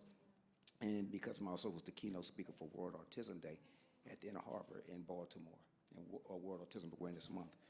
Now, my son has had a phenomenal journey. And one of the things that really struck with me is that when he was nonverbal, and I've heard so many things from physicians saying he was not, so we started learning sign language. He didn't start talking fluently until he was about 6 years old. And so we were learning sign, and then they would say to me he would be short in stature. And he's almost as tall as I am now. And he is very opinionated, and I've taught him how to advocate for himself, where he encourages and motivates me. And one of the first things I noticed that it wasn't enough projects for him to participate in. So HBO Cinemax had an annual contest called the HBO Urban Action Showcase. So I decided to finance and produce a martial arts short. It aired in New York City, Canada, London, and Olmstead in California, and it won. And Israel actually has a speaking part in it. So that was the first thing that empowered him, I believe, is the opportunity to see his voice in New York City in AMC Theater and hear it on a big screen. And I know it's a small picture, but that's the one sheet for the film. And he's done so many amazing things, and this is some of the stills from the photography of that short film. And this is Israel in New York City, and the trophy that was won for Best Urban Action Short. And most recently, and we're doing a comic book, and this is dear to our heart. So Jeff Taylor is a close friend of ours, and he has this vision in the comic series called Dark Matter. And Israel is one of the characters, and all the characters have disabilities. And we go around and we talk to individuals, children that have disabilities and different challenges, so their stories could be heard. And this is called Dark Matter. And it's a little picture of the little boy right here. And that character has autism, and that's Israel. So this is something that we're currently in the works on now. And we were just on PBS. And this is all because of Israel. We're in a documentary, and Scott Steindorf is a Hollywood producer who has autism. And he recently did The Lincoln Lawyer, and he's in works with something with Stephen Hawke now. But Understanding Autism aired for Autism Awareness Month on PBS and MPT across the country. And the ARC Baltimore had an insert about understanding autism. Says, be sure to take an hour to watch this compelling documentary about a filmmaker attempting to understand his own autism by speaking to autistic people across the spectrum, including our board member, Rico Winston, and his son, Israel. Now, in closing, I just wanted to share some of these thoughts. Imagine a magical world where heroes come in all shapes and forms, each with their own unique strengths and challenges. In the graphic novel Dark Matter, we follow the journey of a diverse group of characters who face individual struggles with their own disabilities such as autism, mental health, and social and emotional challenges. By featuring characters with disabilities in this graphic novel, we are breaking barriers and promoting understanding in a fun and engaging way readers of all ages can connect with. Yet we need your help. Help us amplify diverse voices in storytelling, challenge stereotypes, and inspire positive change in the media and beyond. Together, we can create a world where everyone is valued and celebrated. Centering disability in storytelling not only enriches media and pop culture, but also drives profound narrative change, fostering inclusivity and challenging societal perceptions. And that's what everybody in this room has the ability to participate in by just sharing their story in whatever way you can be formed. And so I had no idea I would be sitting on a panel like this. But the best part, as a sole parent raising a son by myself, is sharing this amazing journey with my wonderful, handsome, loving son. Thank you.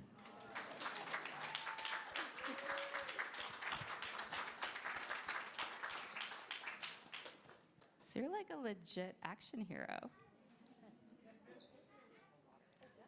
I mean, I was intimidated before, but now I don't know. So, do we have time for questions?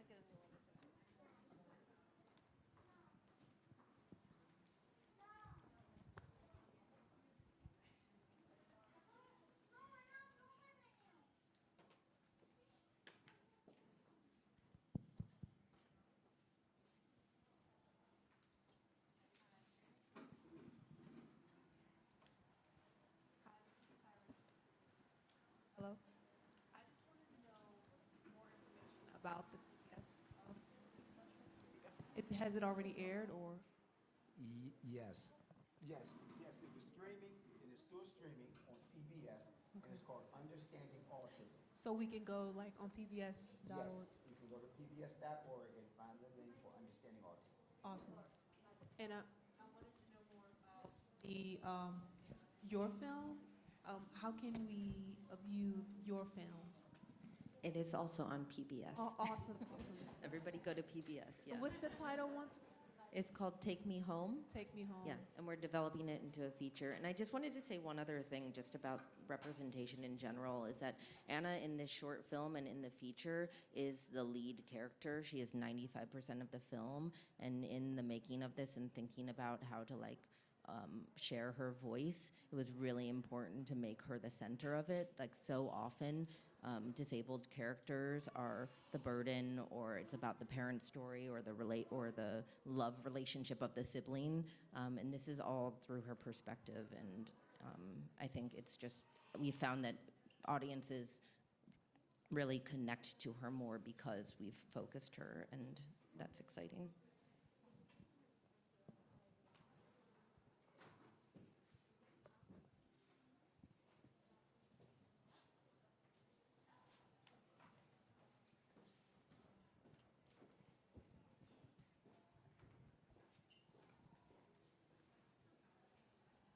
How are you? My name is Alan. You guys probably heard my wife ask a lot of questions earlier.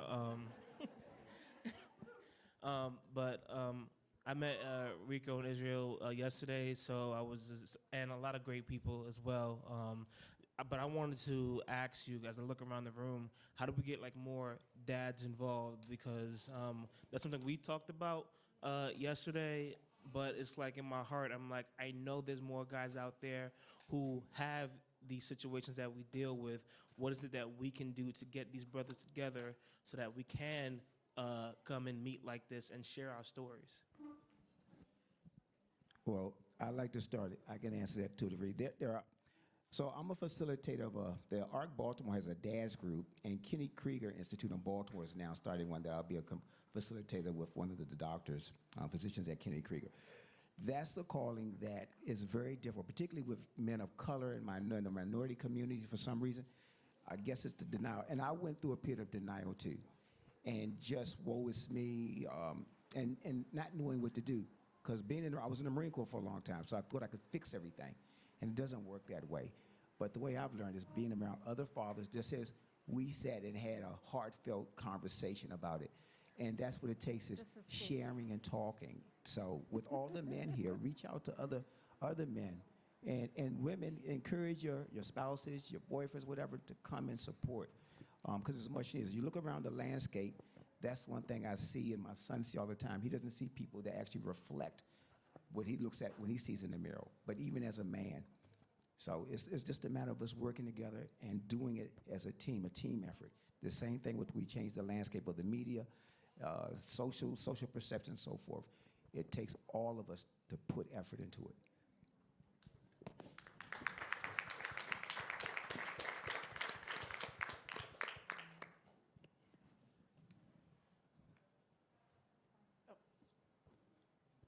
No more questions? Thanks, everybody. This was, I appreciate all of you.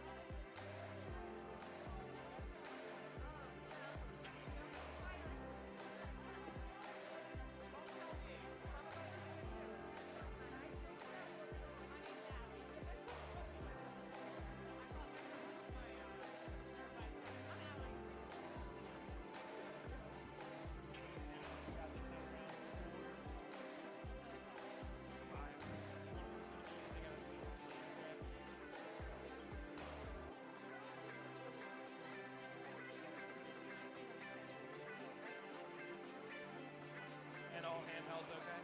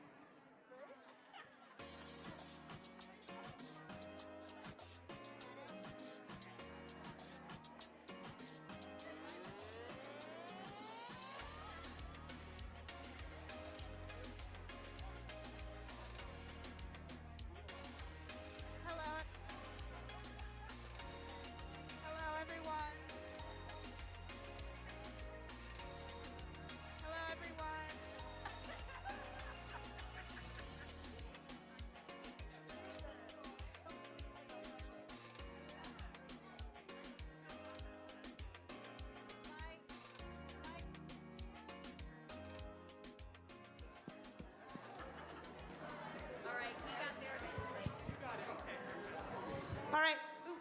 I'm so sorry. Hello, everyone. This is Maria. We are about to kick off our final panel, and it's amazing that someone has even agreed to go after all of the incredible panels that we have today. But our final panel is incredibly powerful. It's focused on inclusive organizing for change, and it is moderated by Rebecca Vallis, who is the Chief Executive Officer of the National Academy for Social Insurance. So with that, Rebecca, take it away. Thank you so much, Maria. Am I on? No, I'm not. Switched on, but oh, there we go. Yes. Thank you so much for that, Maria. It is an absolute pleasure and privilege to be with all of you today. And can I just ask, how are folks feeling? Can I ask that one more time? How are folks feeling after that last panel? All right, that feels a little more accurate. It's such an honor and a privilege to get to be with this amazing group. It's a pleasure and a privilege to be in community, and it's a lot of fun to be with the amazing set of folks that Caring Across Generations and the whole Care Can't Wait community have brought together. So wonderful to feel the energy in this room, and I can feel a lot of it out on cyberspace too. So I guess we don't really have a choice but to go after that last panel, because this is when they scheduled us. So we're just going to bravely go forward.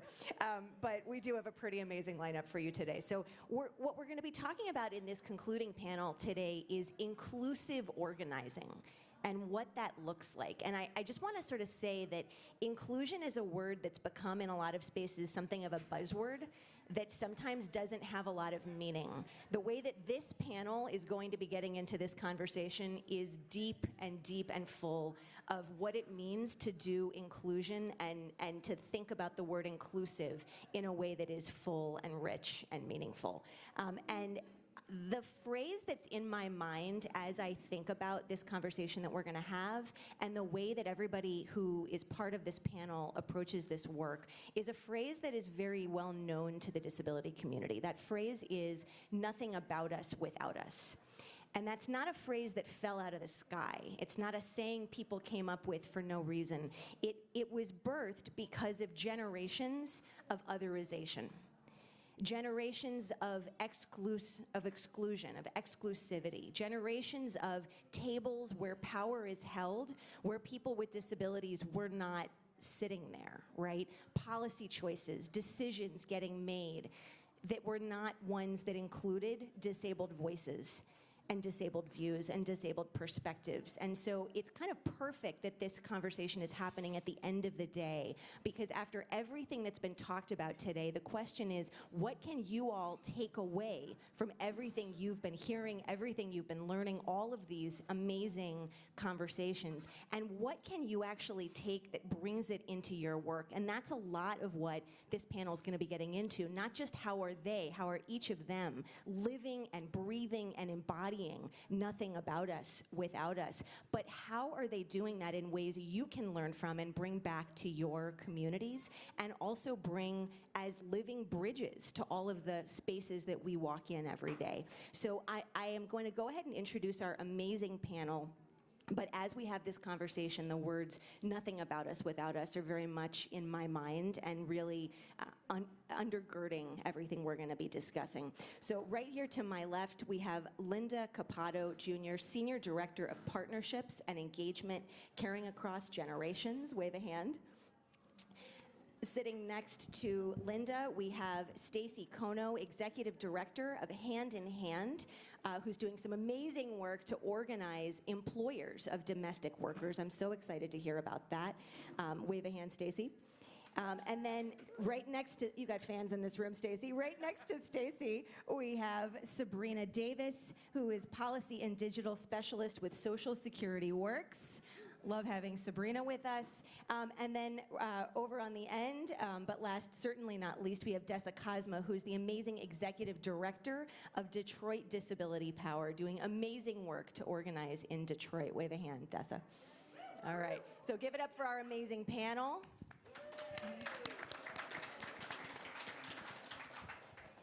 So I want to start with you, Dessa, and that's to lay a little bit of the foundation for some of the conversation we're going to have here. So my question to you is, why is it so important to include disabled people in all parts of policy and advocacy work?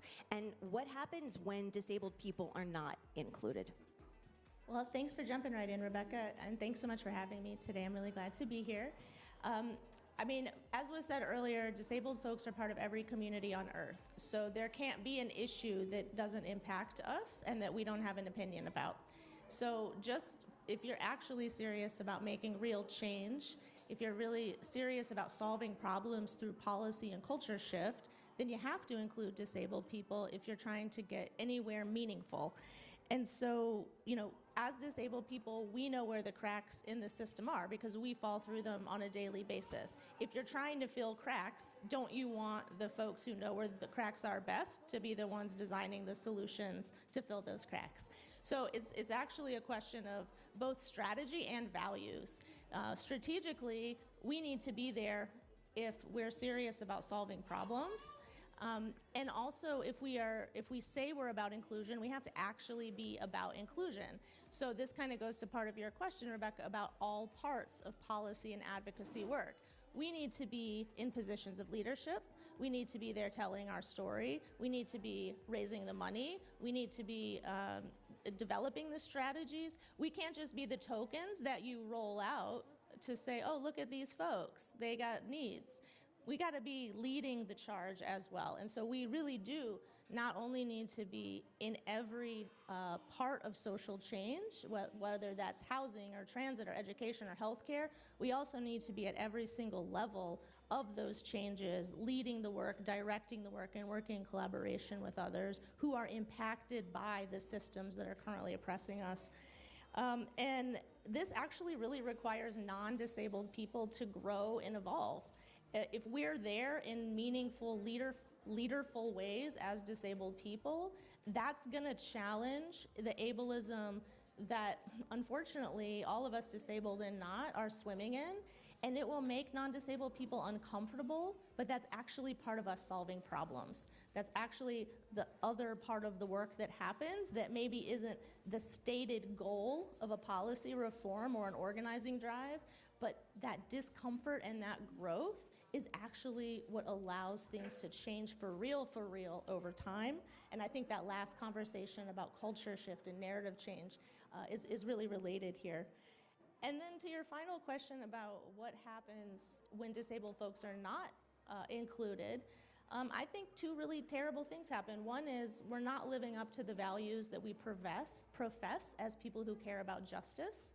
We're actually falling short of those values when we aren't fully inclusive, and that's a really problematic shortcoming. It doesn't feel good to not live up to our values. And then secondly, we're not as likely to win. Like, we're not going to come up with the right solutions. We're going to come up with some half-baked solutions, some partial solutions, but we don't have time for partial solutions. We need some real deep systems change work. And so if we're serious about that, we really have to include disabled people at every level. If we don't, we're actually further marginalizing disabled people, even if we're trying to help, and we also can't afford to do that.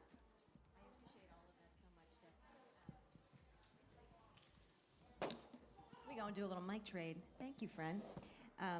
So I appreciate all of that, Dessa, and I really appreciate you also weaving in another phrase that's often in my mind in these conversations, which is that every issue is a disability issue. That's not something that was maybe super well known outside of disability community circles until it actually became a mantra in the 2020 election. We started to hear folks like Senator Warren and Senator Julian Castro and others actually saying every issue is a disability issue. It's since become more popularized, more familiar in spaces that are not disability-led, but I appreciate you weaving both of those pieces together. I want to go next to you, Linda. Disabled people show up across the care movement as consumers of care of all ages, of all generations, hence the name, caring across generations, but also as care workers, which is a really important piece of that movement as well, and the conversation as well. How is caring across generations working to include disabled advocates in the fight for care policies? And building on Dessa's points, how has this made your work more effective and stronger? First of all, I'm super honored to be on this panel, like out of my mind honored, and also I'm mad at you for making me to go after Dessa. So there's a bunch of different ways that we do this in our organizing work, and I help oversee our organizing programs and our training programs as well. One of the biggest ways that we do this is through our fellowship program, where we bring in 100 leaders from across the movement, across the United States, and train them in advocacy, organizing, storytelling, little digital work, all sorts of pieces to give folks the tools that they need to advocate on their own behalf, to help build up a whole generation or a new generation of folks who are able to do that advocacy. I'm going to point to my colleague Sophia over here, who's been our wonderful timekeeper, who helps oversee that program. So if you're interested or have questions, but we're doing intentional outreach to folks with disabilities who may want those skill sets, so they're able to work in an environment where we are conscious of language access, making room for folks, having a Zoom call, et cetera, so we're able to give those skills. So that's one way. Another way is I get to work with some of the awesome folks on this panel on a regular basis and doing intentional outreach to folks who are working with folks with disabilities or care workers who have disabilities themselves, so they're able to be actually at the table. Many of the folks in this room know my colleagues Jamie and Tori, in part because we're doing a regular outreach to make sure that folks have eyes on policy papers, on pushes that we're doing digitally or in person, our events. And then I have two more, I promise I'll go quicker. Another way that we're also doing this is lowering the barrier for in-person events so folks are able to access it. So making sure that every event that we do have the same standards, so folks with mobility devices are able to come, that we have some COVID protocols in place, that we have language justice and access in those ways as well. And then the final way is that we can make as much room as possible for organizations from, national organizations to grassroots organizations to come to the table. But if they don't have funding or full-time staff to get to the table, then the work is for naught. So we also do a regranting program with a lot of the organizations we work with across the country to make sure that we have some funding in the pockets of other organizations so they're able to get there. To the last question about what makes us strong, I'm not going to repeat what Dessa said because it was so eloquent, and I will not do it justice. But I think at the end of the day, we need to live our principles. It's not just that we won't win good policy, it's that we will win bad policy when the folks who are directly impacted are not at the table making the decisions. I appreciate all of that so much. And you know, I will say some of what's being talked about right now might not sound radical to the people in this room, but as somebody who spent the past, I'm going to go with 10, 12 years working in DC in public policy and moving in a lot of what are sometimes called ivory tower spaces, right? The norm has been people in the ivory tower talking to each other about other people. Right? That's been the normal model of how public policy gets made, right? And what you're describing and what Des is describing and what this panel really represents is a pretty radical shift in how public policy gets made, but it's one that we need to make and that is happening. It is actually happening as we speak. And a lot of the people in this room and a lot of the people on this panel and throughout today's conversations are a big part of making that shift happen. Stacy, I am so excited to go to you next, in part because we're just getting to meet because of this panel. And that's one reason I'm very excited about this conversation, because I've been a fan of Hand in Hand's work. So Hand in Hand is doing this really amazing work organizing employers of domestic workers. It's intentionally cross-class work, and that's a whole part of your model, but it's also got disability inclusion intentionally built into the strategy as well. Talk a little bit about that work that you're doing and how disability inclusion fits into that cross-cutting, cross-class work that a lot of people might say they don't know how that might be possible. Thank you. Just as an image description, I'm an Asian American woman with very peppered hair, a green shirt, and glasses on. Thanks for your question. I work with Hand in Hand, the Domestic Employers Network, and we're a national organization that's mobilizing people who hire and manage domestic workers in their homes.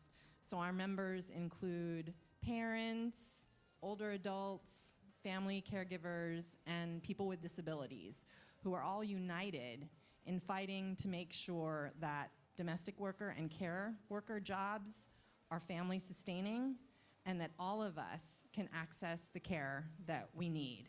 And particularly low income and middle income folks with disabilities and older adults can get the care that they need to be able to live in their homes and communities with independence and dignity. The way that we think about inclusive organizing is there's sort of two pieces to it that I always think about. One is that we're committed to really centering the leadership of the communities that are most impacted by inequity and injustice. And that's partly why Hand in Hand's model, we are centering the leadership of women of color and immigrant women domestic workers here in the room, NDWA and other domestic worker organizations and workers. We're centering their leadership to shape policy that will end the exclusion of this workforce from labor protections, an exclusion that's rooted in the legacy of slavery in this country, right? And so that's really critical to our work. But also, because we're organizing with low-income, middle-income seniors and folks with disabilities, we know that it's also important to center their experiences with access to care. In some of the early campaigns that we fought to raise the wages of domestic workers, we would hear from many communities saying, oh, wait a sec, I support that, but I can't actually afford it, and it will affect my ability to access the support that I need at home. And it really led us to see, and I think the movement to see, the importance of demanding investment, public investment in home and community-based services, so we're not pitting workers and consumers and employers against each other, but in fact that we're working together to raise all boats, right? To make sure that that everyone can get the care that they need. And that's really about centering and making sure that the folks who are shaping the solutions to these issues that we're facing are the ones that are most deeply impacted. So that's one. The other is our work is about bridging divides, right? Boss versus workers fighting against each other in the struggle to who will win. We really created a model that's about employers and workers uniting together to demand dignity and respect for workers and for consumers. It's in the domestic worker bills of rights campaigns we've engaged in. It's in some of the more recent campaigns where we've been working to end the exclusion of domestic workers from health and safety protections in California. It's been an uphill battle, but the folks with disabilities and home care consumers at the table advocated for, hey, let's also fight for funding so that we can assist lower income consumers to be able to create those accommodations and shifts in their homes to protect workers. It's still a continuing campaign that we're engaged in, but we want to find solutions and policies that include the voices of folks with disabilities, low-income folks, immigrant and women of color workers at the table together, so that we know that we can win. We also just in June fought and won a campaign and effort to defend a budget cut in California to basically end funding for undocumented consumers of in-home supportive services, which is like a publicly funded home care service. And together, workers and employers got on the stairs at the Capitol, got into San Francisco, LA, held all these direct actions to be able to pressure the governor to make sure that programs like that wouldn't be eliminated, and we won. I'll say the last campaign that we've engaged in, and I think this is where organizing is really about collective action, communities coming together to win concrete change, that we've been engaged. Some of you may have seen the Fair Pay for Home Care buttons out on the table. We've been fighting in New York to raise the minimum wage of home care workers because we know, as we've heard in this conversation today, that low wages, bad working conditions for home care workers actually contributes to a workforce shortage that impacts folks with disabilities, family caregivers, and older adults in New York State, what's been called one of the worst in the country home care crises.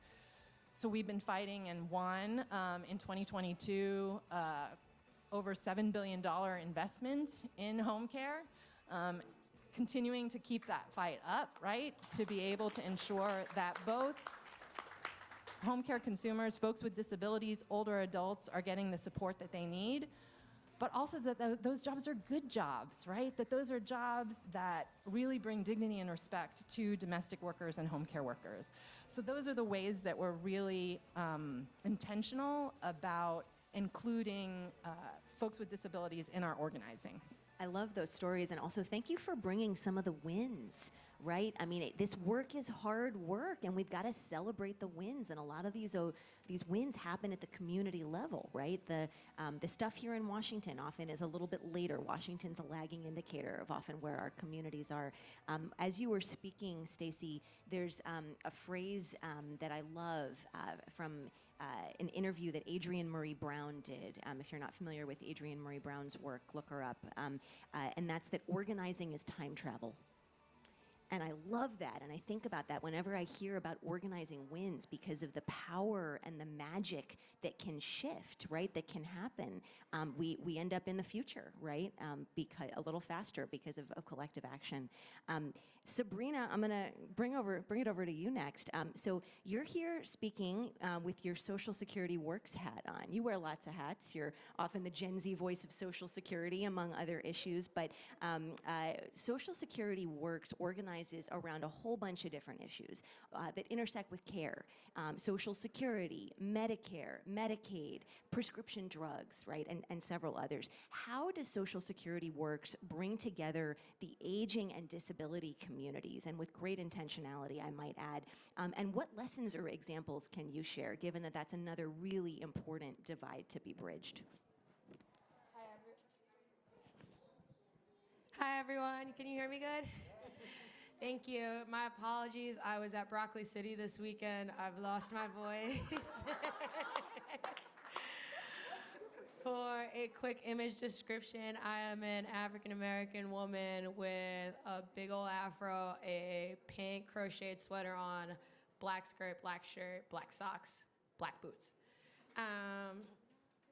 So to answer for Rebecca's first question, how do we bring together the aging and disability communities in our organizing? I think what we need to do is tell a full and complete story of Social Security and Medicare. So when my good friend FDR signed Social Security into law, prior to that, seniors used to just retire to the poorhouse, which kind of gives this narrative that if you're not in the workforce, then we're forgetting about you and society. And 59 years ago today, Lyndon B. Johnson added Medicare and Medicaid to Social Security. So we can all say happy birthday, Medicare.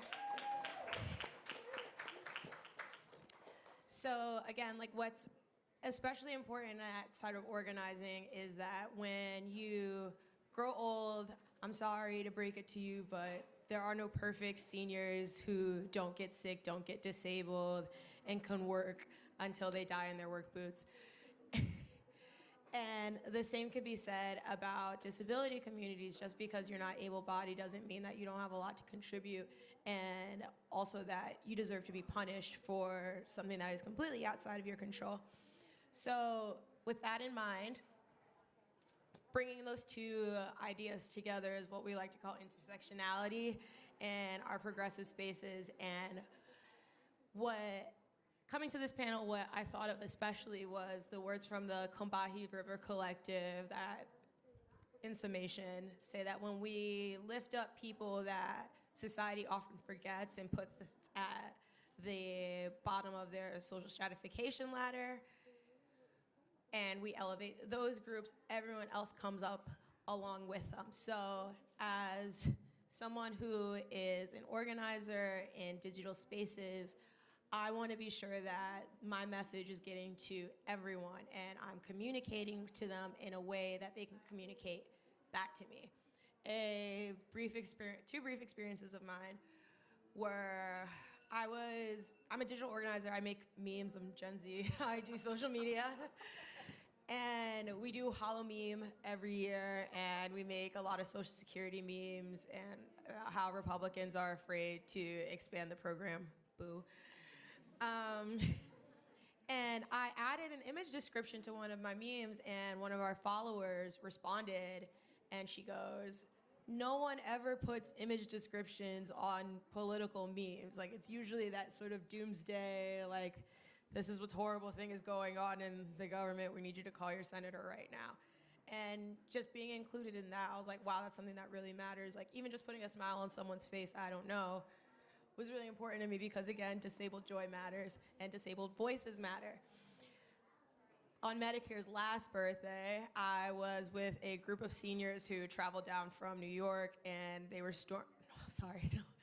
not storming the Capitol, but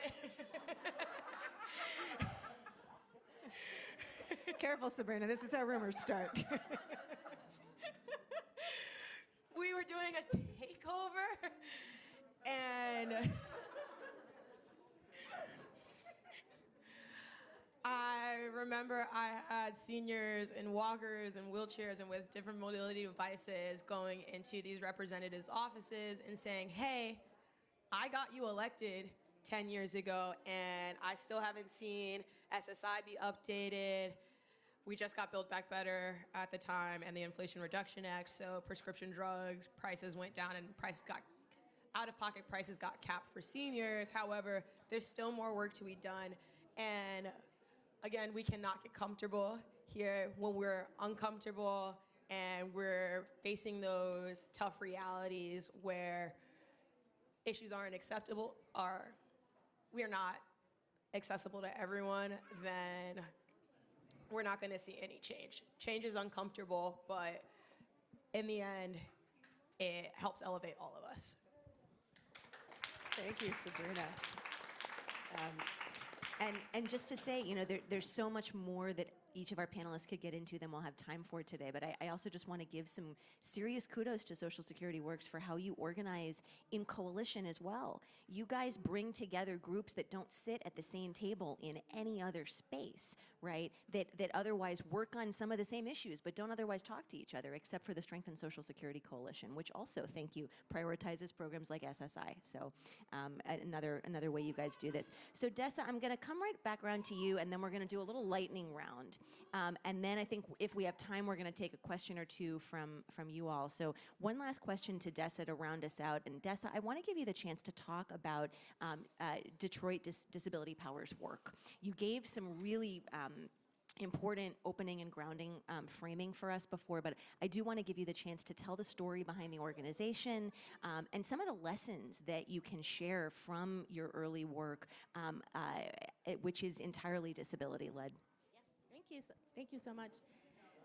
Is this mic? Yep. All right. So while I've been disabled my entire life, I actually didn't come up in much of a disability community or with much disability awareness. I was very political from a young age, but I didn't know that could be connected to my disability. And so I spent the first 15 years of my career doing really meaningful work around reproductive justice, racial justice, and economic justice. And I found it to be inspiring work. I found it to be excellent for my learning, for meeting very cool people. I found it so meaningful. And yet, the older I got and the more I started understanding my disability as a part of my political identity, the more I started feeling lonely and isolated in those other social justice movement spaces. And there were so many opportunities when I was doing economic justice organizing, for example, to bring disability into the conversation in a real way, and yet nobody wanted to talk about it. Whenever I would bring up disability, my peers and my colleagues would say, "Oh, yeah, that's a really good point." And that was it, right? Like there was nothing out, there was no commitment, there was no question, there was no idea, right? There was just this blankness. Or I would bring it up and they would say, yeah, but right now we're talking about gender. And I would be like, I have a gender and a disability and a race and a class, right? I got all these things. I'm a disabled person. I've got all these things just like everybody else. And so it was a frustration and a loneliness and an isolation that drove me to realize there was this major gap in the ecosystem, at least in Detroit and in Michigan, and I think it's much broader than that, but there was this major gap in the ecosystem around organizing disabled people in an intersectional way that was like for real grassroots organizing. And so I gave myself a year to figure out how to start an organization to organize disabled people on issues. And that means organizing like knocking doors, making phone calls, going to city councils, showing up at budget hearings, all the nitty-gritty organizing stuff that actually does push the needle and builds community. And the second part of our work is making sure that social justice organizations begin to have a clue about disability. So that means going to economic, racial justice, reproductive justice, LGBTQ organizations, and helping them unpack ableism and dismantle ableism in their organizations and in the work that they do. And so Detroit Disability Power is now 6 years old. Thank you. We have 10 staff. We are really kicking butt in Detroit, I'll tell you that. And real quick on the note of our name, because power is absolutely essential for the work that we're all trying to do. Like, we cannot get what we need as disabled people, as caregivers, as domestic workers. We can't get what we need without building power. So we can't take power out of the equation. But when I was trying to name my organization, I didn't know what to call it. And I was talking to a disabled friend, and I was kind of mulling over a few options, none of which were exciting. And she said, "Well, what is it that you want?" And I was like, "Well, power, obviously." And she was like, "There's your name." And I thought, you're right, there's our name, Detroit Disability Power. And we try to live up to that name every single day. So that's what we're about. I know we're running out of time, so I'm gonna cut it there. But thanks for the opportunity to brag about our work a little bit. And if you're ever in Detroit, come by and see us. Amazing. Thank you so much, Dessa. So I'm going to take moderator's privilege and we're going to do a really quick lightning round. And one of the questions that I've gotten probably most over my years doing this work, and I'll just say, for anyone who doesn't know me, I've mostly worked in non-disability-led spaces where I've been the first person in the organization who said, so, do we do any disability work, right? So that's my orientation to this work as someone who has a lot of privilege that comes with living with invisible disabilities. Most people in these spaces I've worked in wouldn't know. I'm, part of the community, and there's a lot you can do with that type of privilege and being a bridge. So one of the questions I've gotten most over the years is, okay, so I've drunk the Kool-Aid, we're gonna do some disability work, we wanna be more inclusive, but how do we do it? How do we actually do the work in a way that's inclusive? Maybe it's holding an event. Maybe it's, creating some kind of a, I don't know, we're gonna not call it a takeover of the Capitol, but, some kind of a moment where people can come together and wield their power together, right, Sabrina? We're gonna work on your language. But the how do we do it question, right, is a great one. And so I want to give each of the speakers today a chance to close out with one thing that is either a best practice or a tip or a tool that you can share for making the work we're talking about more inclusive. And Linda, I'm going to start with you, which is super unfair and mean of me, I know. I'm feeling snarky, so forgive me. One of my first thoughts was stop pretending that disabled people aren't in other movements. And I think that's like a piece of reflection that I come from the climate and environmental justice movement, and so often when we had talked about thinking through climate impacts and folks with disabilities and how they're most impacted in those moments, so often folks would talk about it like it was, this other thing over there, while I was sitting with a group of people with disabilities. So I think there's just a point of self-reflection that gets you moving forward, and that's stop pretending we're not there. I'm always looking for new tattoos. I like that one.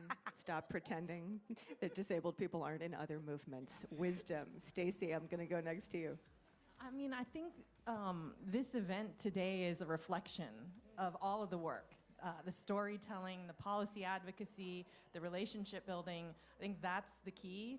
And the last thing I'll add to it, though, is resources. I don't know if there are philanthropic folks in the room, but we got to make sure you know that this work needs to be funded. This work takes resources, and we need to make sure that people with disabilities are supported leaders at the table to develop the solutions that we need for this movement and for our country. Amen, right? Having ASL, having CART, these things come with costs. Building it into the budget takes the resources, right? Education and philanthropy is ongoing, but it takes education. Sabrina. I will say that building the infrastructure for your disabled allies and anyone else is extremely important. At my work, I make sure that we have brand guides and resources to help make sure that the person who comes after me in my position, though I want to stay for a very long time, knows that they don't have to start from scratch or feel that just because they're able-bodied, they can't engage in this community whatsoever. I will also say dabble in whichever topics are interesting to you. I love picking up a little bit of ASL here and there. While I'm not the strongest at it, it's helped me communicate with so many more people in my community, and I'm really grateful to do that, because if I stood where I was in the situation and didn't expand my own horizons, I would have missed out on a lot of great opportunities to connect with some really great organizers. Right on. And Dessa, you're going to get the last word, and then we'll see if we have time for a question from the room. Yep. All right. In addition to making space for disabled staff and disabled members to really influence the direction and the strategy of the work, I think it's really important, if you're not specifically a disability organization, to build relationships with disability organizations who can help keep you on the right path in terms of policy ideas, but also being inclusive in the way you do your work. And just a real quick plug, there's actually a really great resource called the Inclusive Campaign Guide, which a couple of organizations, including mine, put together so that folks running campaigns can pick it up and say, I want to make sure this is inclusive to people with a variety of disabilities. How do I do that? There's 324 pages of guidance. So I have a flyer. It's digital or hard copy, and you can get it to help you on your journey of learning. Amazing. I didn't even know that existed. Now I have to plug it everywhere I go. Thank you. I think we have time for one question that I think there's a roving mic, and it's perfect. Armenia is going to read her question in Spanish and in English. Thank you. Ok, soy Herminia Licona Sandoval. Estoy discapacitada y no tengo ayuda en este caso de cuidado, porque no puedo hacer muchas cosas en mi vida. Necesito a alguien que me cuide, y también necesito vivienda para mi cuidadoras, pero no sé cómo hacerlo. El trámite, no sé cómo hacer el trámite. No puse punto. No sé dónde ir para pedir ayuda en este caso tan difícil que estoy pasando. Muchas gracias. Hi, my name is Armenia Sandoval Licona. I am disabled and I don't have help and I can't do many things in my housing. I need someone to care for me, and I also need housing for me and my caregiver, but I don't know how to start the process, and I don't know where to go to ask for help, difficult things that are happening. Thank you so much for that question. I'm going to look to our panel and see if anyone has any insight they want to offer. Yes. Are you based here in DC?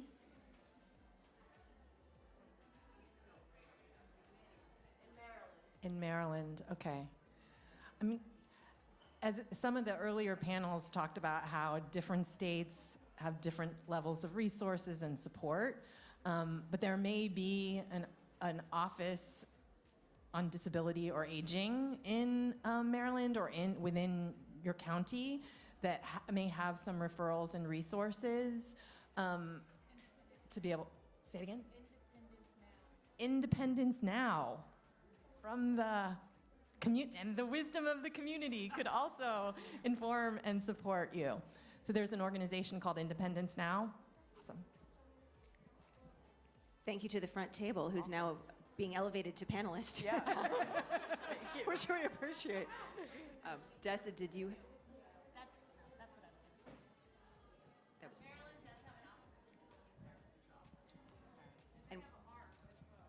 And we're hearing a couple of other resources that Maryland does have an Office of Disability Services, and that also the ARC chapter, the ARC of the US has chapters in every state, and they have a chapter in Maryland, all wonderful resources. Thank you, Community Wisdom.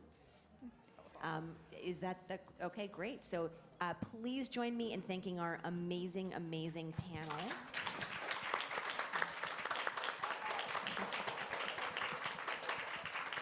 Who bravely went after all the other amazing panels. And now I look forward to hanging out with everyone at the reception, and I'm going to pass over the mic because I think we're going to get some closing remarks from iGen. Can we give it up again for this incredible panel, and thank you so much. What a day it's been, right? How's everybody feeling? All right, well, it sounds like we should go to a reception and celebrate. And I am never the person to stand between anyone and happy hour. So I'm gonna make this short by just expressing my gratitude. I am so, so grateful for this community and for the organizations that put so much into making today happen, but really to building our movement for care and for community integration. I just want to name and especially thank, and I think we should clap after each organization, because so much love and leadership has gone into building each and every one of these organizations, and we should never ever take it for granted. AAPD, with the incredible leadership of Maria Town. Justice and Aging.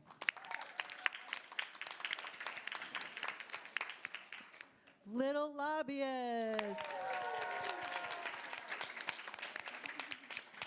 The National Domestic Workers Alliance. the ARC, National Partnership for Women and Families, National Women's Law Center, and Caring Across Generations. I especially want to thank the team at Caring Across Generations for a lot of work behind the scenes for many months planning this.